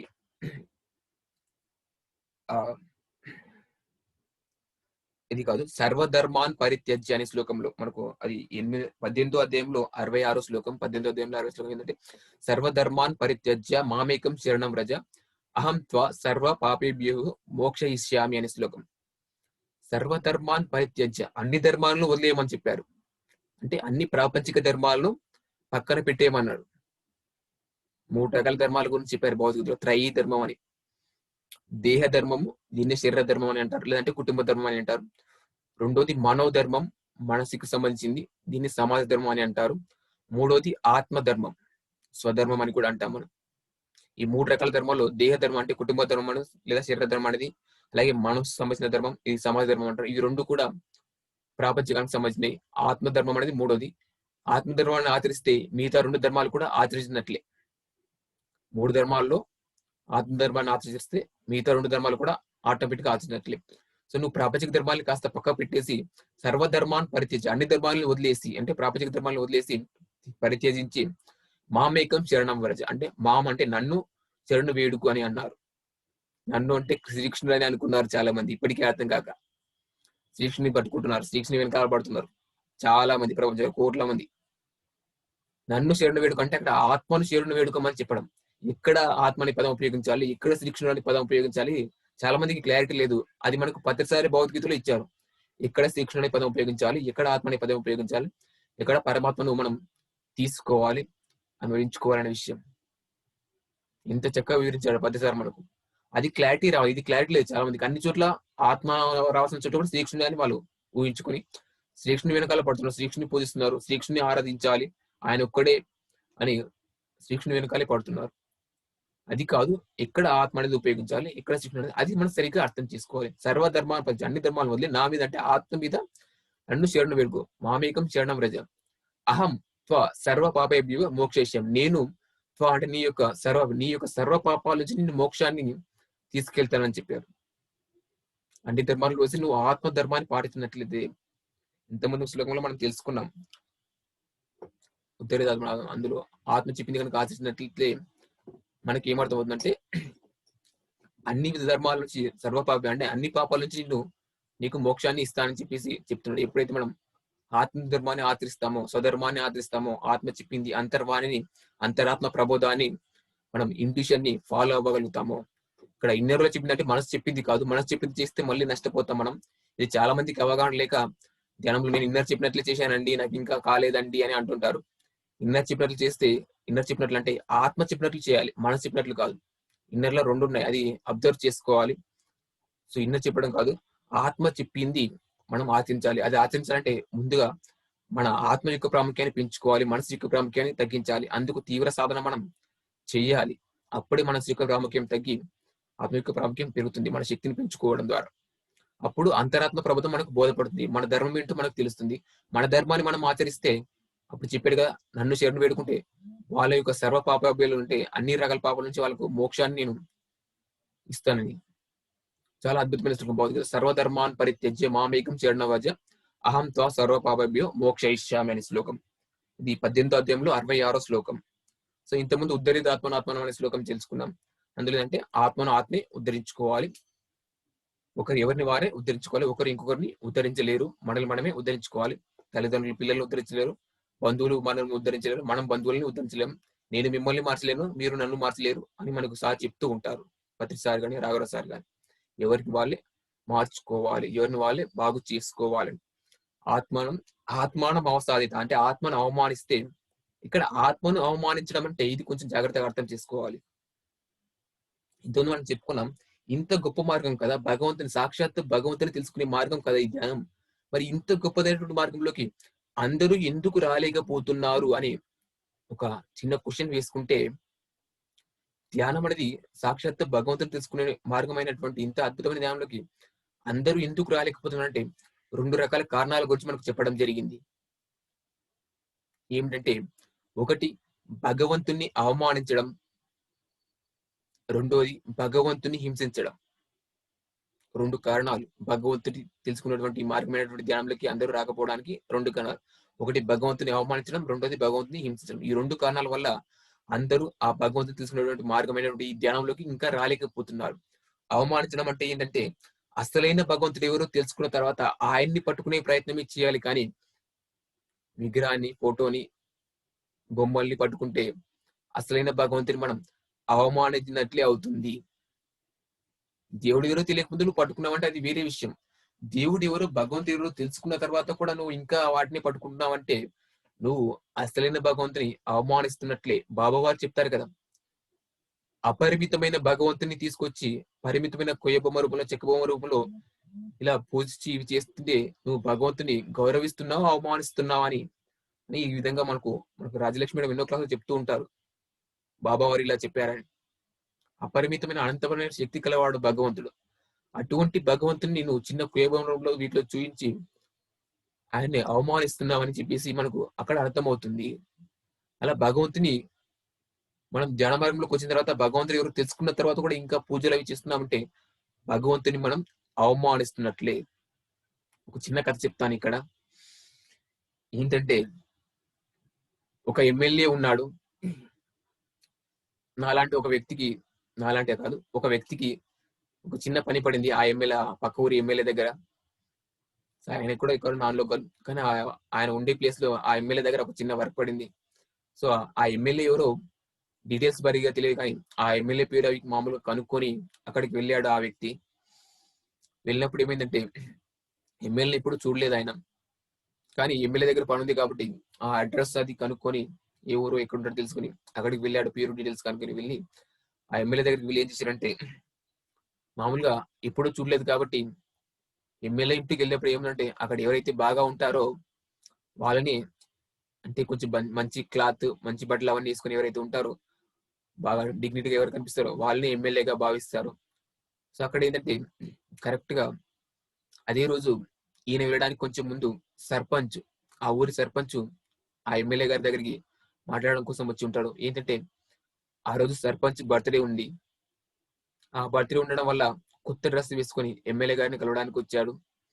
సో ఎమ్మెల్యే గారి దగ్గర కలవడానికి ఎమ్మెల్యే గారు మార్నింగ్ ఉదయాన్నే సో ఆయనతో అలా కూర్చొని మాట్లాడుతున్నప్పుడు ఈ ఈ వ్యక్తి, పని ఉన్న అవసరం ఉన్న వ్యక్తి ఎవరైతే ఉన్నారో లోపలికి వెళ్ళగానే ఏంటంటే ఆ ఎమ్మెల్యే వాళ్ళ ఇంట్లోకి వెళ్ళిందని ఒక పూలదండతో వెళ్ళాడు. మనకి మామూలుగా ఎవరి దగ్గర పని కావాలంటే వాళ్ళకి ఏదో ఒక సన్మానమో, గౌరవమో, ఏదో ఒకటి పొగడమో, ఏదో ఒకటి చేస్తే మన పని బాగా అయితే అని చెప్పేసి ఒక పూలదండ అవన్నీ తీసుకుని వెళ్ళి లోపలికి వెళ్ళి చూశాడు. అక్కడ హాల్లో ఇద్దరు కూర్చొని ఉన్నారు. ఒక ఆయన కొత్త డ్రెస్ వేసుకుని ఉన్నారు, ఇంకొక ఆయన మామూలుగా మాట్లాడుతూ ఉన్నారు. సో కొత్త డ్రెస్ ఉన్నారు కదా, మరి ఈయనే బాగా ఎమ్మెల్యే అయి ఉంటాడేమని చెప్పేసి ఈయన డైరెక్ట్ గా వెళ్ళి ఆయన మెల్లో తెలిసి, ఎమ్మెల్యే గారు నాకు మీరే పనిచేసి పెట్టాలి, మీరే నాకు ఆదుకోవాలి అని చెప్పేసి ఆ సర్పంచ్ కి దండ వేసి ఆయన కాళ్ళ మీద పడతాడు ఈ వ్యక్తి.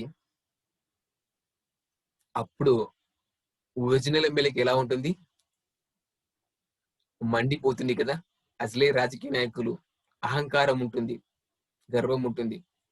అసలు ఎమ్మెల్యే ముందర, ఒరిజినల్ ఎమ్మెల్యే ముందర సర్పంచ్ ని పొగిడితే ఎమ్మెల్యేకి మండుతుంది.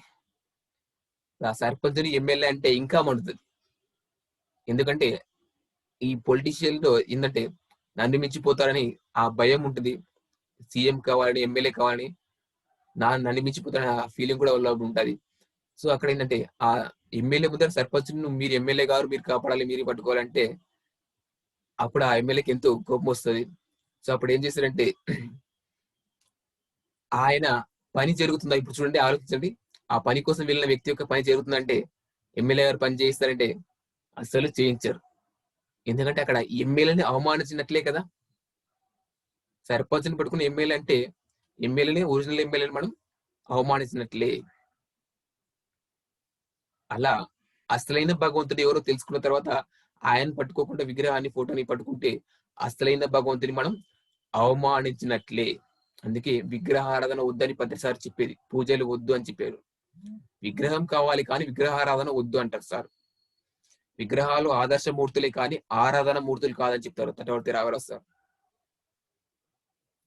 మనకు ఆ విగ్రహాలు అవి ఎందుకు పెట్టారంటే ఆ గొప్ప వాళ్ళు, ఆ మహాన్ భావులు వాళ్ళని ఆదర్శంగా తీసుకోవాలి, వాళ్ళని మర్చిపోకూడదు, వాళ్ళని గుర్తించుకోవాలి. ఒక మదర్ తెరిసా విగ్రహం చేస్తే ఆమెలాగా సేవ చేయాలని, ఆ విషయాలు గుర్తు చేసుకోవాలని, ఆమె యొక్క విగ్రహాన్ని వాళ్ళని మర్చిపోకూడదు, వాళ్ళని గుర్తుంచుకోవాలి, వాళ్ళని ఆదర్శంగా తీసుకోవాలి, వాళ్ళలాగా మనము జీవించాలని.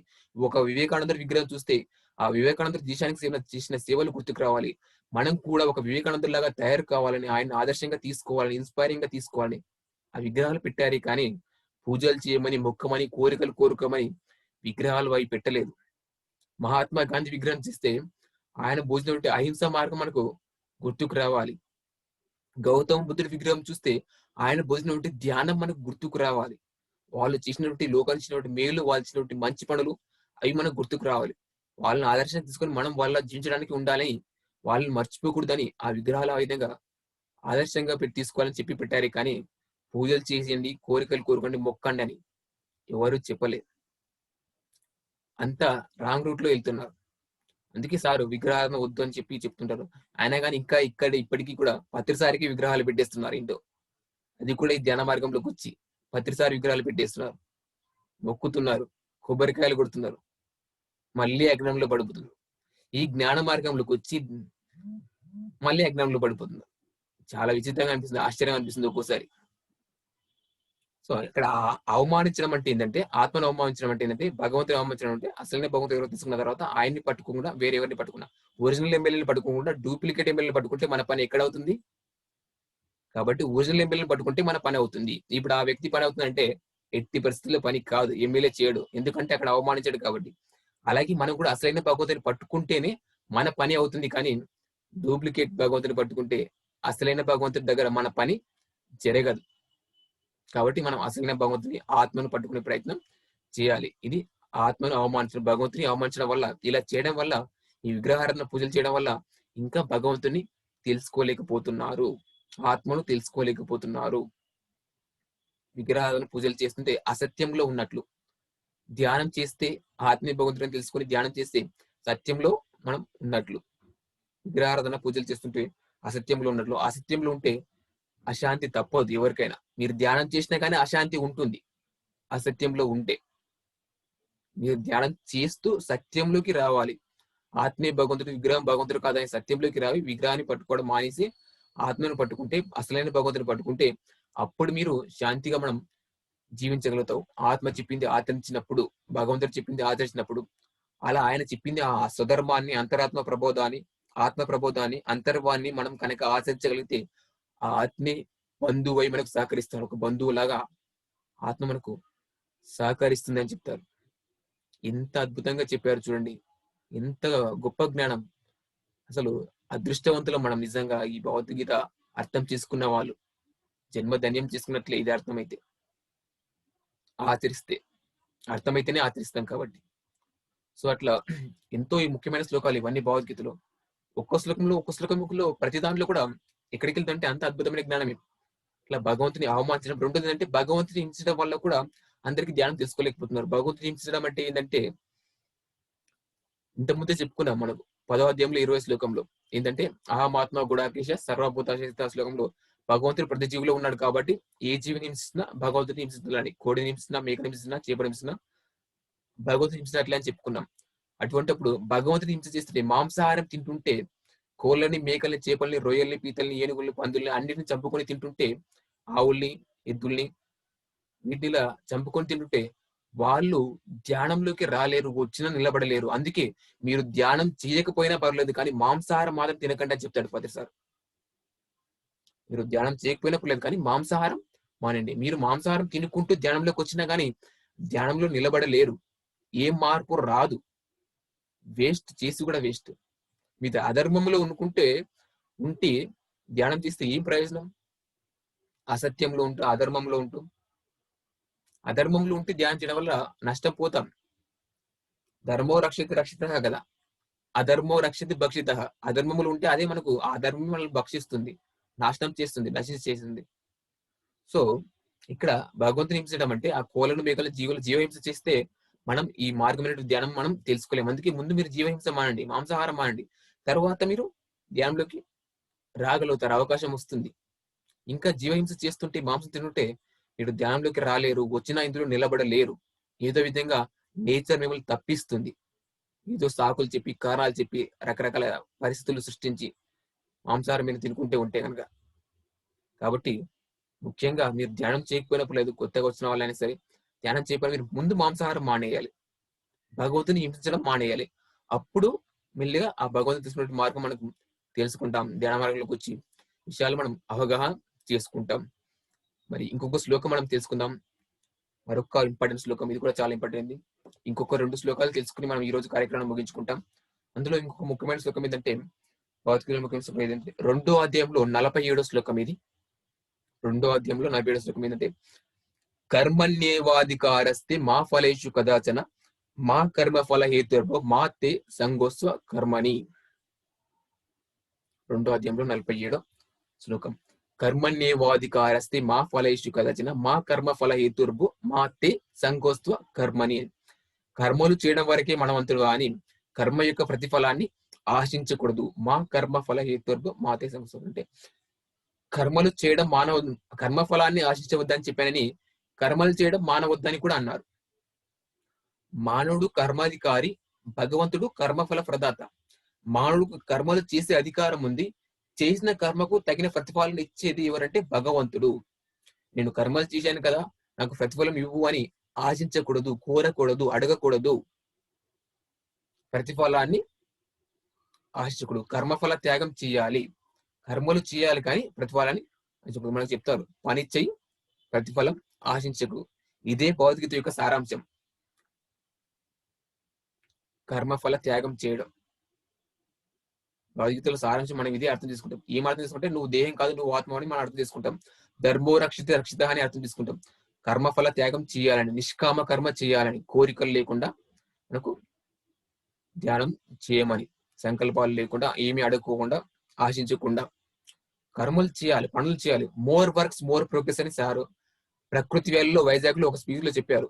ఒక రోజు ధ్యాన మచకంలో, వైజాగ్ మహాకరణ ధ్యాన మచకంలో ఒక మార్నింగ్ మెసేజ్, అంత అద్భుతమైన స్పీచ్. నేను నెంబర్ ఆఫ్ టైమ్స్ విన్నాను ఈ speech. More works more progress. ఎన్ని ఎక్కువ కర్మలు చేస్తే అంత ఎక్కువ పురోగతి ఉంటుందని చెప్తారు. More works more progress. కర్మఫలం ఆశించొద్దు కదా, నువ్వు ఆశించవద్దు అని చెప్పారని, నువ్వు కర్మఫలం ఆశిద్దు అని చెప్తే అక్కడ నువ్వు కర్మలు మానేస్తావేమో. కర్మలు మానవేయొద్దు అని చెప్పాడు. మాతే సంకోసకరం, కర్మలు చేయడం మానవద్దు అని చెప్పాడు. ఎందుకంటే మనకి ఏదైనా వస్తేనే మనం ఏమైనా చేస్తామంటాం, ఏమీ రాకపోతే నేను ఏం చేయనని అంటాం. నువ్వు చేస్తే ఖచ్చితంగా ఏదో ఒకటి వస్తుంది. చేస్తే ఖచ్చితంగా ఏదో ఒకటి వస్తుంది. అటువంటిప్పుడు చేయడం మీద దృష్టి ఉంచాలి కానీ రావడం మీద దృష్టి ఉంచు. మనం కూడా ఏం చేస్తామంటే ధ్యానం చేస్తే ఏమొస్తుందో ముందు ఆలోచిస్తాం. ఏమొస్తుందో చెప్తే దాన్ని బట్టి చేస్తారు కొంతమంది. మీరు ధ్యానం చేశారు, మీకు ఏమొచ్చింది చెప్పండి, మేము కూడా చేస్తాం, మాకు అది వస్తాయి అని చెప్పేసి అంటుంటారు. ఇంకా కొంతమంది ఈ మధ్య ధ్యానంలో కూర్చున్న వాళ్ళు ఒక మేడం నాతో అన్నారు, ధ్యానం చేస్తున్నాం బాగుందండి, నాకు ఇట్లా కోర్టులో ఒక సమస్య ఉందండి, అది ఒక్కటి క్లియర్ అయిపోతే నేను కర్తాల కింద ల్యాండ్ ఇవ్వాలని అనుకుంటున్నాను, ఇది ఒక మాట చెప్పారు. సో అంటే నాకు ముందు ఇది వస్తే నేను తర్వాత ఇస్తానని అంటుంది. ప్రతిఫలం ఆశించుద్దని చెప్తున్నారు. ముందు మనం ఇవ్వాల్సింది ఇస్తే మనకు రావాల్సింది వస్తుంది. చేయవలసింది చేస్తే పొందవలసింది పొందుతాం. ఇవ్వాల్సింది ఇవ్వకుండా ఉంటే రావాల్సింది కూడా రాదు. అక్కడ రావాల్సింది ఎందుకు ఆగిపోయిందంటే నువ్వు ఇవ్వాల్సింది ఇవ్వట్లేదు కాబట్టి.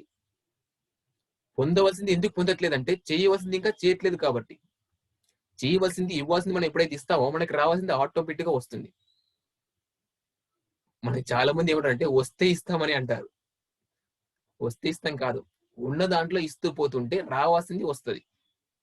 వచ్చిన తర్వాత ఏమిటంటే మనసు మారిపోతుంది. అంటారు వస్తే ఇస్తాం వస్తాం, అది వచ్చిన తర్వాత ఏమిటంటే అంత ఇవ్వాలా, కొద్దిగా ఇద్దామని వాళ్ళ మనసు మారిపోతుంది. డబ్బు ఉన్నప్పుడు ఒక విధంగా, డబ్బు లేనప్పుడు ఒక విధంగా ఉంటుంది. మన మనసు మారిపోతుంది. ఎందుకంటే అంత శుద్ధి ఇంకా కాలేదు కాబట్టి. రాఘవరావు సార్ చెప్తుంటారు, కోట్లున్నవాడు ఇవ్వలేడు, మనసున్నవాడు ఇస్తాడని చెప్తారు రాఘవరావు సార్. కోట్లున్నవాడు ఇవ్వలేడు, ఎవరిస్తారంటే మనసున్నవాడు, అంటే మనసు శుద్ధంగా ఉన్నవాడు ఇస్తాడంట. మన పిరమిడ్ సొసైటీలో కూడా కోట్లున్న కోటీశ్వర్లు చాలా మంది ఉన్నారు. అందరు ఇస్తున్నారంటే అందరిని అడుగుతున్నారు, ఇంకా ఇమ్మని అడుగుతున్నారు, కానీ వాళ్ళు ఇంకా ఇవ్వట్లేదు. ఎందుకంటే మనసు ఇంకా పూర్తిగా శుద్ధంగా కాలేదు. కోట్లున్న ఈ కోటీశ్వర్లే, కానీ మనసు శుద్ధంగా ఉన్న వాళ్ళు ఇస్తారు, కానీ కోట్లు ఉన్నంత మాత్రం అందరు ఏమి ఇవ్వరు. సో కాబట్టి అక్కడ ఆ మనసును శుద్ధంగా చేసుకోవాలి. అందుకు మళ్ళీ ఏం చేయాలంటే మళ్ళీ ధ్యానమే మనం చెయ్యాలి. సార్ మనకు ముఖ్యంగా 2 విషయాలు చెప్తాడు, తీవ్ర ధ్యాన సాధన, సాత్వికమైన శాకాహారం అని. సో ఎంత అద్భుతమైన శ్లోకాలు ఒక్కొక్కటి. కర్మణ్యేవాది అంటే మనం కర్మలు చేయడం వరకు మానవుడి యొక్క వంతు, కర్మల యొక్క ప్రతిఫలాన్ని మనం ఆశించకూడదని చెప్తారు. సో అట్లా ఎటువంటి ఫలితం ఆశించకుండా, ప్రతిఫలం ఆశించకుండా, ఏమీ ఎక్స్పెక్ట్ చేయకుండా నిస్వార్థంగా, స్వార్థంతో కాదు నిస్వార్థంగా మనం చెయ్యాలి, నిష్కామ కర్మ చేయాలి, కోరికలు లేకుండా ప్రతిఫలం ఆశించకుండా. అప్పుడే మనకు ఊహించని ఫలితాన్ని మనం పొందుతాం. మనం నడుచుకుంటూ వెళ్తున్నాం రోడ్డు మీద, మన నీడ మన వెంట వస్తుందా లేదని మనం చెక్ చేసుకోవాల్సిన అవసరం ఉంటుందా? నువ్వు చూసుకోకున్నా చూసుకోకపోయినా నీ నీడ నీ వెంటే వస్తుంది. అటువంటిప్పుడు మళ్ళీ చెక్ చేసుకోవడం ఎందుకు? నువ్వు కర్మ చేస్తే ఖచ్చితంగా దానికి తగ్గిన ప్రతిఫలం తప్పకుండా పొంది తీరుతావు. చేసిన దాన్ని ప్రతి ఒక్కరు ఎవరైనా సరే అనుభవించి తీరుతారు. అది మంచి అయినా సరే, చెడైనా సరే. ప్రతిఫలం లేని కర్మ ఉండదు. ప్రతి దానికి నువ్వు చేసిన దానికి సంబంధించి మంచి అయినా వస్తుంది, నువ్వు చేస్తే దానికి సంబంధించి చెడైనా వస్తుంది. ఏది చేస్తే అది వస్తుంది. మంచి చేస్తే మంచి, చేస్తే. కాబట్టి అంత అద్భుతమైన శ్లోకం భగవద్గీతలో. ఎంత ఇంపార్టెంట్ ఇది కూడా. కర్మణ్యేవాధికారస్తే మా కర్మలు చేయడం వారికి మానవద్దు, కర్మ యొక్క ప్రతిఫలాన్ని ఆశించకూడదు.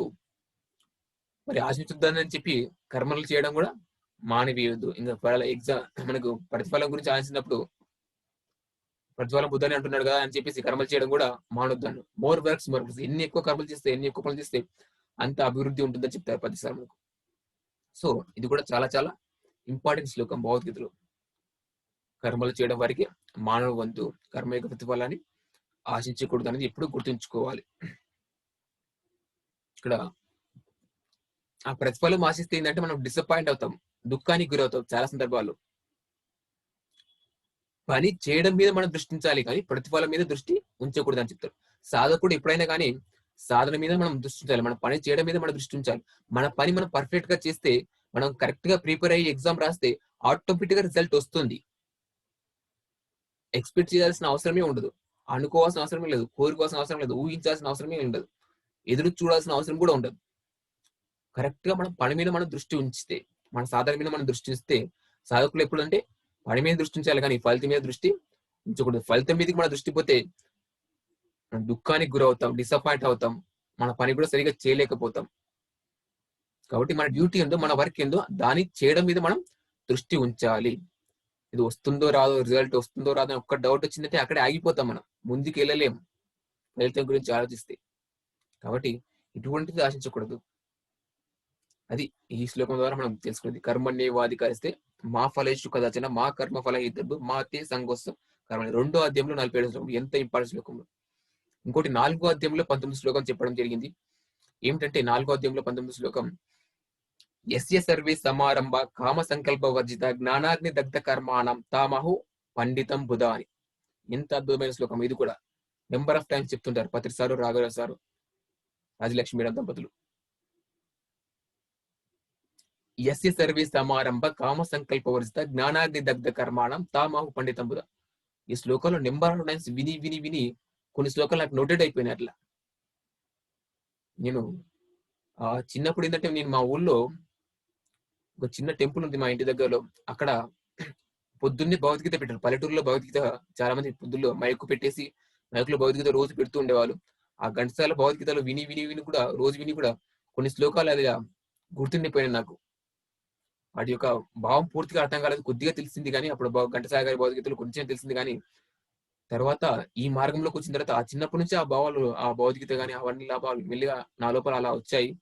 ఇందులోకి వచ్చిన తర్వాత అసలు భగవద్గీత ప్రతిసారి భగవద్గీత ఇవి చదవడం ద్వారా ఎన్నో విషయాలు క్లారిటీ వచ్చింది. నేను 100% అర్థం చేసుకున్నానని చెప్పట్లేదు, కొద్దిగా అర్థం చేసుకుంటున్నాను భగవద్గీత.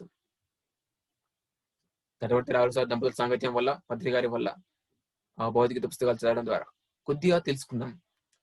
సో అది తెలుసుకున్నది మనం ఆచరించే ప్రయత్నం మనం చేయాలి. ఎస్య సర్వే సమారంభ కామ సంకల్ప వర్జిత జ్ఞానాగ్ని దగ్ధ కర్మ తాము. 4వ అధ్యాయంలో 19 శ్లోకం. అంటే ఎవరి యొక్క సమస్త కర్మలు కోరికలు సంకల్పాలు లేకుండా ప్రారంభింపబడతాయో, ఎవరి యొక్క సమస్త కర్మలు కోరికలు సంకల్పాలు లేకుండా ప్రారంభపడతాయో, జ్ఞానాగ్ని అంటే వారి యొక్క కర్మలన్నీ జ్ఞానమనే అగ్ని లోపల దగ్ధమైపోయి తాయో వాళ్ళని పండితులు అని అంటారని జ్ఞానులు చెప్తారు. ఎవరి యొక్క సమస్త కర్మలు కోరికలు సంకల్పాలు లేకుండా జ్ఞానం చేస్తారో, ప్రారంభపడతాయో, వాళ్ళ యొక్క కర్మలు జ్ఞానమనే అగ్ని లోపల దగ్ధమైపోయి వాళ్ళని ఏంటంటే పండితులు అని అంటారు. అంటే పండిపోయి ఉన్నవారు, జ్ఞానంలో పండిపోయి ఉన్నవారు పండితులు అంటే. సో అలా ఆ శ్లోకంలో మనకు అర్థమైందండి, కోరికలు, కామంటే కోరికలు, సంకల్పం, కామ సంకల్ప వర్జిత, కోరికలు సంకల్పాలు విసర్జించమన్నాడు, వద్దని చెప్పారు కదా. కోరికలతోటి సంకల్పాలతోటి ధ్యానం చేస్తే రాక్షస ధ్యానం అని అంటాం. రాక్షసులు కూడా ధ్యానం చేశారు, రావణాసురుడు కూడా ధ్యానం చేశారు. కానీ రాముడు దేవుడయ్యాడు, రావణాసురుడు రాక్షసుడు అయ్యాడు. రాముడు ధ్యానం చేశాడు, రావణాసురుడు ధ్యానం చేశారు. శివుణ్ణి మెప్పించాడు రావణాసురుడు, అంత ఘోరంగా కఠినంగా తపస్సు చేశారు. అయినా కానీ ఎందుకు అలా ఉన్నాడంటే ఆయన కోరికలతోటి అలా చేయడం వల్ల, వరాలు పొందడం వల్ల రాక్షస ధ్యానం కిందికి అవుతుంది రావణాసురుడు ధ్యానం.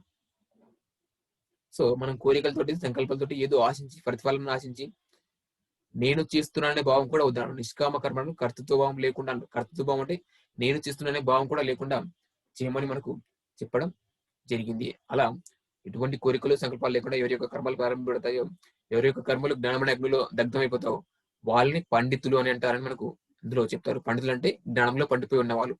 పండితుడు అంటే దేనికైనా ఏడవని వాడే పండితుడు. జ్ఞాని దేనికి ఏడవకుండా ఉంటాడు. ఆ పండితుడు అజ్ఞాని అన్నిటికీ ఏడుస్తూ ఉంటాడు. అలా ఇది కూడా 4వ అధ్యాయంలో 19వ శ్లోకం చాలా ఇంపార్టెంట్. చివరిగా ఒక శ్లోకం చెప్పి ముగిస్తాం ఈ రోజు క్లాసు. ఇది కూడా చాలా వండర్ఫుల్ శ్లోకం. అనన్యాశ్చింతయంతో మాం ఏ జనా పర్యుపాసతే తేషాభి నిత్యాభియుక్తానం యోగక్షేమం వహామ్యహం అనే శ్లోకం. ఇంత ఇంపార్టెంట్ శ్లోకం భగవద్గీత, నాకు చాలా ఇష్టమైన శ్లోకం ఇది కూడా. ఇది 9వ అధ్యాయంలో 22వ శ్లోకం అండి. 9వ అధ్యాయంలో 22వ శ్లోకం. అనన్యాశ్చింతయంతో మాం ఏ జనా పర్యుపాసతే తేషాభి నిత్యానం యోగక్షేమం వహామ్యం. చాలా చోట్ల మనం ఇది వింటుంటాం, యోగక్షేమం వహామ్యహం అని. చాలా స్టేట్మెంట్లు మనం సినిమా థియేటర్ లో అక్కడ ఇక్కడ చాలా చోట్ల ఇది వినిపిస్తూ ఉంటారు. ఏం చెప్పారు శ్లోకంతో అంటే, అన్ని చింతలను వదిలేసి నా మీద చింత పెట్టిన వారి యొక్క చింతలన్నీ నేను తీరుస్తాను అని చెప్పడం జరిగింది. అన్ని చింతలను వదిలేసి నా మీద అంటే ఆత్మ మీద. మళ్ళీ ఇక్కడ శ్రీకృష్ణుడి మీదకి వెళ్ళిపోతున్నారు చాలా మంది. అక్కడ శ్రీకృష్ణుడు ఎక్కడ ఉపయోగించాలి, ఆత్మ ఎక్కడ ఉపయోగించాలి చాలా మంది క్లారిటీ లేక శ్రీకృష్ణుడి మీద చింత పెడితే చాలు అన్ని ఆయనే చూసుకుంటాడు అని చెప్పేసి మళ్ళా కృష్ణుని ఫోటోని పట్టుకుంటున్నారు, కృష్ణుని విగ్రహాన్ని పట్టుకుంటున్నారు, కృష్ణుని బొమ్మని పట్టుకుంటున్నారు. మళ్ళీ అక్కడికి వెళ్ళకుండా ఇక్కడ అంటే ఆత్మ మీద మనం చింత పెట్టాలి, అన్ని చింతలను వదిలేసి. అంటే మనకు చాలా ఉంటాయి చింతలు. ఉదయం లేచినప్పటి నుంచి రాత్రి పడుకునే వరకు ఉద్యోగం గురించి చింత, వ్యాపారం గురించి, పెళ్లి గురించి, పిల్లల గురించి, సంసారం గురించి, అన్ని సమస్యల గురించి, బంధువుల గురించి, ఆస్తిపాస్తుల గురించి, ధనం గురించి, డబ్బు సంపాదన గురించి రకరకాలు ఉన్నాయి ప్రాపంచిక జీవితంలో, ఎవరికైనా ఉంటాయి. అటువంటి చింతలన్నీ పక్కన పెట్టి అన్ని చింతలను వదిలేసి నా మీద చింత పెట్టు. ఎప్పుడైతే నువ్వు కళ్ళు నుండి మూసుకొని కూర్చుంటావో నువ్వు వాటిని అన్నింటినీ మర్చిపో. ధ్యానం చేసేటప్పుడు ఆ బయట విషయాలు మొత్తం మర్చిపో. పిల్లలు, తల్లిదండ్రులు, ఉద్యోగం, వ్యాపారం అన్నిటినీ కాసేపు పక్కన పెట్టేసి కళ్ళు మూసుకొని కూర్చొని నా మీద చింత పెట్టు, నా మీద ధ్యాస పెట్టు, ఆత్మ మీద ధ్యాస పెట్టు. నా లోపల ఉన్నటువంటి మన లోపల ఉన్నటువంటి ఆ భగవంతుడు ఆత్మ మీద మనం ధ్యాస పెట్టమని చెప్తున్నారు. అన్ని చింతలను వదిలేసి కొద్దిసేపు ఆ బాహ్య ప్రపంచాన్ని మొత్తం మర్చిపోవాలి. బయట ఉన్న ఈ వస్తువులు ఇవన్నీ, ఈ ప్రపంచాన్ని మొత్తం మర్చిపోయి మన లోపలికి వెళ్ళి ఆత్మ మీద, అంతర్ ప్రపంచంలో ఉన్నటువంటి ఆత్మ మీద, భగవంతుని మీద మనం దృష్టి పెట్టాలి అని అందులో అద్భుతంగా చెప్పడం జరిగింది. అనన్యాస్ చింతయంతో మాం ఏ జనా పర్యుపాసతే తేషాభి నిత్యాభియుక్తానాం యోగక్షేమం వహామ్యహం. అన్ని చింతలను వదిలిపెట్టి ఆత్మ మీద అంటే భగవంతుని మీద చింత పెడితే వారి యొక్క చింతలన్నీ నేను తీరుస్తానని చెప్పడం జరిగింది. వారి యొక్క యోగక్షేమాలను నేను చూసుకుంటానని చెప్పడం జరిగింది. యోగక్షేమం వహామ్యహం. యోగము క్షేమం నేను చూసుకుంటాను. యోగము అంటే ఆధ్యాత్మిక ఎదుగుదల, క్షేమము అంటే ప్రాపంచికంగా రక్షణ. వాళ్ళ ఆధ్యాత్మిక ఎదుగుదల నేను చూసుకుంటాను, వాళ్ళని ప్రాపంచికంగా నేను రక్షిస్తానని భగవంతుడు చెప్పాడు. ఎప్పుడైతే అన్నిటిని మర్చిపోయి ఆ భగవంతుని మనం దృష్టి చూస్తామో, ఆ భగవంతుని మనం పట్టుకునే ప్రయత్నం చేస్తామో, భగవంతుని పట్టుకోవాలంటే చెప్తారు, బంధాలని వదలకపోతే భగవంతుని చేరుకోలేమని చెప్తారు. బంధువుల్ని కాదు, అక్కడ బంధాలని వదులుకుంటేనే భగవంతుని చేరుకోగలవని చెప్తారు. బంధం ఉంటే, ఆ బంధం అంటే దుఃఖం అనే అర్థం. బంధంలో ఉంటే దుఃఖం వస్తుంది మనకు. అటాచ్మెంట్ ఉండకూడదు, డిటాచ్మెంట్ ఉండాలి అంటారు సార్ మనకు. సో బంధంలో ఉంటే మనం నష్టపోతాం. ఆ బంధాలను వదులుకొని బంధరాహిత్యంలో మనం వెళ్ళాలి, మోక్షాన్ని మనం పొందాలి, ముక్తిని పొందాలి, విముక్తి పొందాలి. విడుదల కావాలంటే, దుఃఖం నుంచి విడుదల కావాలంటే బంధంలో ఉండకూడదు. బంధాలను వదులుకుంటేనే, బంధాలను వదులుకునే ధైర్యం ఉంటేనే భగవంతుని పట్టుకునే ప్రయత్నం చేస్తాను. భగవంతుని పట్టుకునే ప్రయత్నం చేస్తేనే బంధాలను వదులుకుని ఆ భగవంతుడు మనకు దొరుకుతాడు.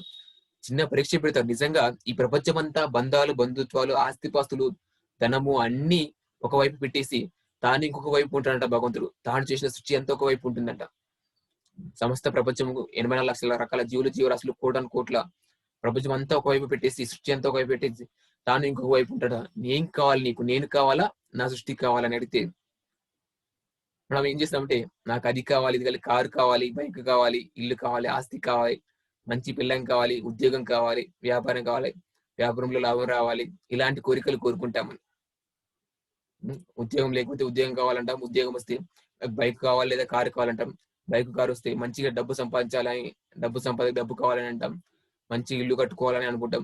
అన్ని వచ్చిన తర్వాత మంచి పిల్లం కావాలంటాం, మంచి పిల్లం వచ్చిన తర్వాత పిల్లలు కావాలంటాం, పిల్లలు వచ్చిన తర్వాత ఆడపిల్ల పుడితే మగ పిల్లాడు కావాలంటాం, పిల్లలు పుట్టిన తర్వాత వాళ్ళు బాగుండాలని, వాళ్ళ సంసారం మొత్తం అంతా జీవితం అంతా వీటి గురించి ఆలోచించి ఎక్కడ మనం భగవంతుని తెలుసుకుంటాం, ఎక్కడ భగవంతుని చేరుకుంటాం, ఎక్కడ ఆయన మీద దృష్టి పెడతాం, ఉన్న సమయం అంతా వీటికి కేటాయిస్తే ఆదిశంకరాచార్య వారు చెప్తారు కదా మనకు, బాలస్తావత్ క్రీడాసక్త, తరుణస్తావత్ తరుణీసక్త, వృద్ధస్తావత్ చింతాసక్త, పరసీ బ్రాహ్మణి కోపినసక్త అని. బాల్యమంతా ఆటపాటలతో గడిపేసాం, యవనమంతా తరుణి మీద ధ్యాసతోటి గడిపేస్తున్నాం, వృద్ధుడిగా అయిపోయిన తర్వాత చింత చేస్తూ కూర్చున్నాం, అయ్యో అప్పుడే చేయకపోతే ధ్యానం, అప్పుడే చెప్పారు వినకపోతే అని, అప్పుడే భగవంతుడి మీద ధ్యాస పెట్టకపోతే ఆలోచించి అలా ఉద్యోగులు ఆలోచిస్తూ ఇంకెప్పుడు భగవంతుడి గురించి తెలుసుకుంటావు, ఆత్మ గురించి తెలుసుకుంటావు, ఆత్మజ్ఞానం పొందుతావు, ఆత్మదర్శనం, ఆత్మ సాక్షాత్కారం పొందుతావు అని మనకు అక్కడ ఇంత అద్భుతంగా చెప్తున్నారు ఆదిశంకరాచార్యుల వారు.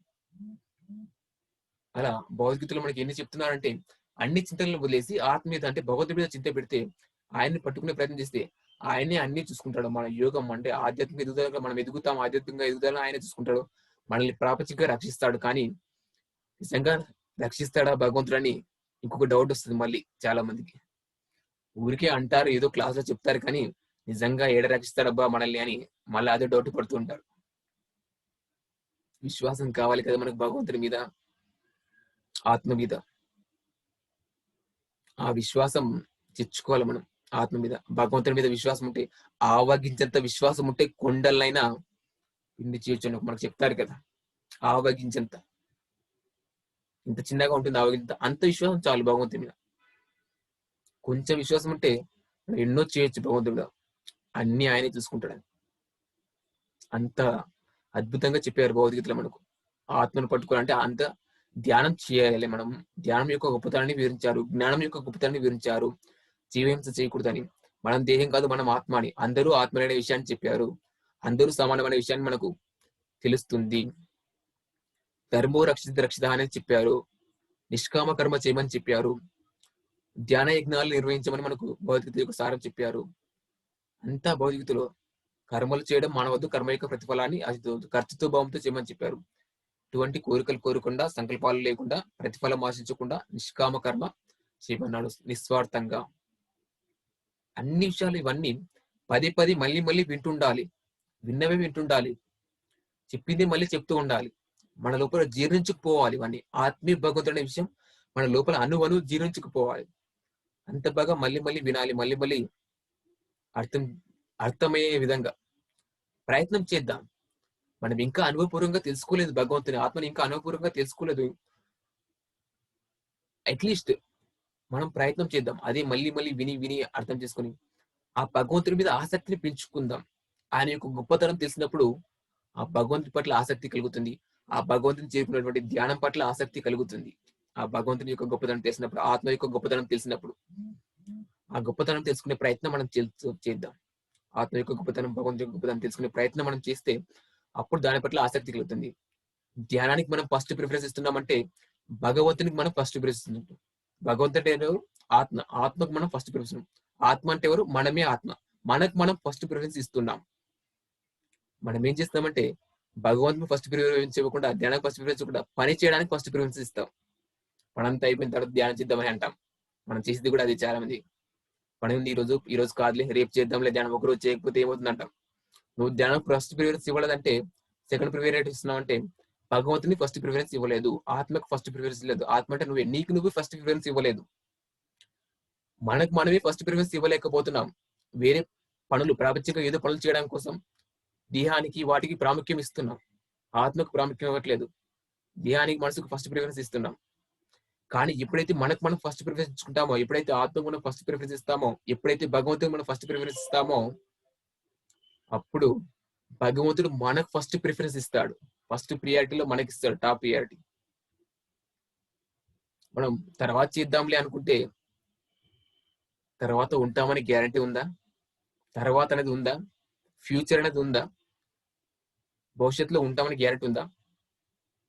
ఇంతకాలం ఉంటామో మనకు కూడా తెలియదు. ఇంకా ఉన్నప్పుడే నటవర్తి రాజలక్ష్మి మేడం చెప్తుంటారు, తెలిసినప్పుడే, తెలుసుకున్నప్పుడే శోధించాలి, తెలిసినప్పుడే తెలుసుకున్నప్పుడే సాధించాలి, శోధన చేయాలి అని ఒక స్టేట్మెంట్ చెప్తుంటారు. తెలిసినప్పుడే, తెలుసుకున్నప్పుడే ఆచరించాలి, ఆచరణలో పెట్టాలి, శోధించి సాధించాలి అని చెప్తారు. మళ్ళీ ఒకసారి, తెలిసినప్పుడే, తెలుసుకున్నప్పుడే ఆచరించాలి, ఆచరణలో పెట్టాలి, శోధించి సాధించాలి అని.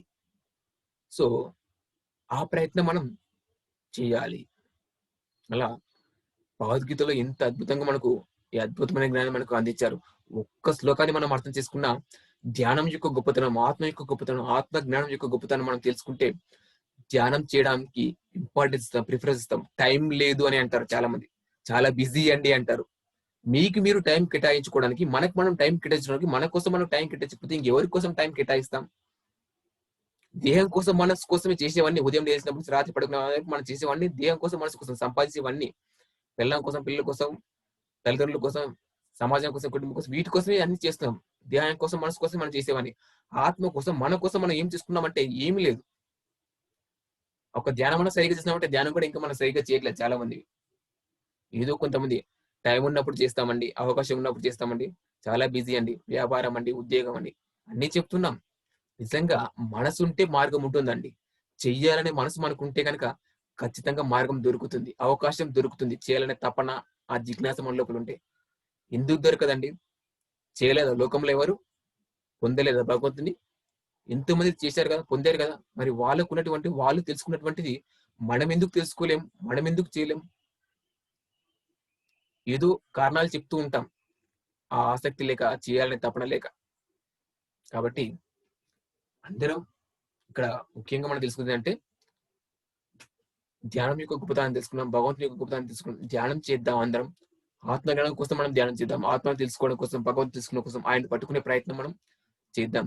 మన జీవితాలు మనం ధన్యం చేసుకుందాం, ముక్తిని పొందాం, మోక్షాన్ని పొందాం. ఆత్మజ్ఞానంలో మనం జీవిద్దాం, సత్యాన్ని తెలుసుకుందాం, సత్యంలో జీవిద్దాం, ఆత్మస్థితిలో జీవిద్దాం. అసత్యంలో ఉంటే దుఃఖం మనకు తప్పదు. హాయిగా, ఆరోగ్యంగా, ఆనందంగా, మనశ్శాంతిగా, ఆత్మజ్ఞానాలుగా, ఆత్మస్థితిలో మనం జీవించాలి, సత్యంలో మనం జీవించాలి. భగవంతు స్థితిలో భగవంతుడిగా మనం కావాలి. అహం బ్రహ్మాస్మి, నేనే భగవంతుడు అనే విషయాన్ని మనం తెలుసుకోవాలి. తత్వమసి, నువ్వు కూడా భగవంతుడే, అందరూ భగవంతులే. మమాత్మ సర్వభూతం, నాలో ఉన్న ఆత్మే అన్ని చోట్ల అంతటా ఉంది అనేది మనం తెలుసుకోవాలి. అన్ని గొప్ప విషయాలు వేదాల్లో, ఉపనిషత్తులో మనకు పోసినటువంటి కొన్ని శ్లోకాల గురించి మనం ఈ రోజు తెలుసుకున్నాం, కొన్ని ముఖ్య శ్లోకాలు. కాబట్టి భౌతికత ఒకసారి మీద మనం దేహం కాదు, మనం ఆత్మ అని అర్జున్కి ఆ విధంగా బోధించినప్పుడు, ఎప్పుడైతే ఆ దేహస్థితిలో నుంచి మనస్థితి నుంచి ఆత్మస్థితిలోకి వచ్చాడో ఆయన, అప్పుడు ఆయన సుధర్మాన్ని తెలుసుకుని సుధర్మాన్ని నిర్వర్తిస్తారు. మనం కూడా దేహస్థితిలో, మనస్థితిలో, బుద్ధిస్థితిలో ఉండిపోవడం కాదు, ఆత్మస్థితికి ఎదగాలి. ఆత్మస్థితిలో ఉండి మన ఆత్మ యొక్క ధర్మం ఏంటో తెలుసుకొని మన ఆత్మ ధర్మాన్ని మనం పాటించి మన జీవితాన్ని మనం ధన్యం చేసుకోవాలి, ముక్తిని, మోక్షాన్ని పొందాలి, దుఃఖరహిత స్థితిని పొందాలి. ఆఖరి జన్మ మనం చేసుకునే ప్రయత్నం చేయాలి. చేయగలం, చేసుకోగలం అనుకుని ప్రయత్నం చేస్తే ఖచ్చితంగా హెల్ప్ చేస్తాడు భగవంతుడు. ఓకే, మరి ఈ రోజు ఈ అవకాశాన్ని కల్పించినటువంటి అనిల్ సాగర్ గారికి, అలాగే శైలజ మేడం గారికి, ముఖ్యంగా గురుగారు బ్రహ్మశక్తి పత్రిజ్ గారు, వారి ద్వారా ఇంత అద్భుతమైన జ్ఞానాన్ని మనం పొందగలిగాం. తటవర్తి రాఘవ రాజలక్ష్మి దంపతులు, వారి ద్వారా ఈ అద్భుతమైన జ్ఞానాన్ని మనం కొద్దిగానైనా మనం తెలుసుకోగలిగాం. వారికి హృదయపూర్వకంగా ధన్యవాదాలు తెలుపుకుంటున్నాను ఈ సందర్భంగా. అలాగే అనిల్ సాగర్ గారికి, శైలజ మేడం ఎంతో అద్భుతంగా నిర్వహిస్తున్నారు. వాళ్ళు ప్రతిరోజు భగవద్గీత మీద క్లాసెస్, చాలా అద్భుతమైన విషయం, చాలా గొప్ప విషయం. వారికి కూడా ధన్యవాదాలు. అలాగే కార్యక్రమంలో పాల్గొనే ప్రతి ఒక్క మాస్టర్స్ కూడా, ప్రతి ఒక్కరికి కూడా పేరు పేరున ధన్యవాదాలు తెలుపుకుంటున్నాను. Thank you, thank you, thank you very much. Rani madam ఒకసారి అన్మ్యూట్ చేసుకోండి. రాణి మేడం.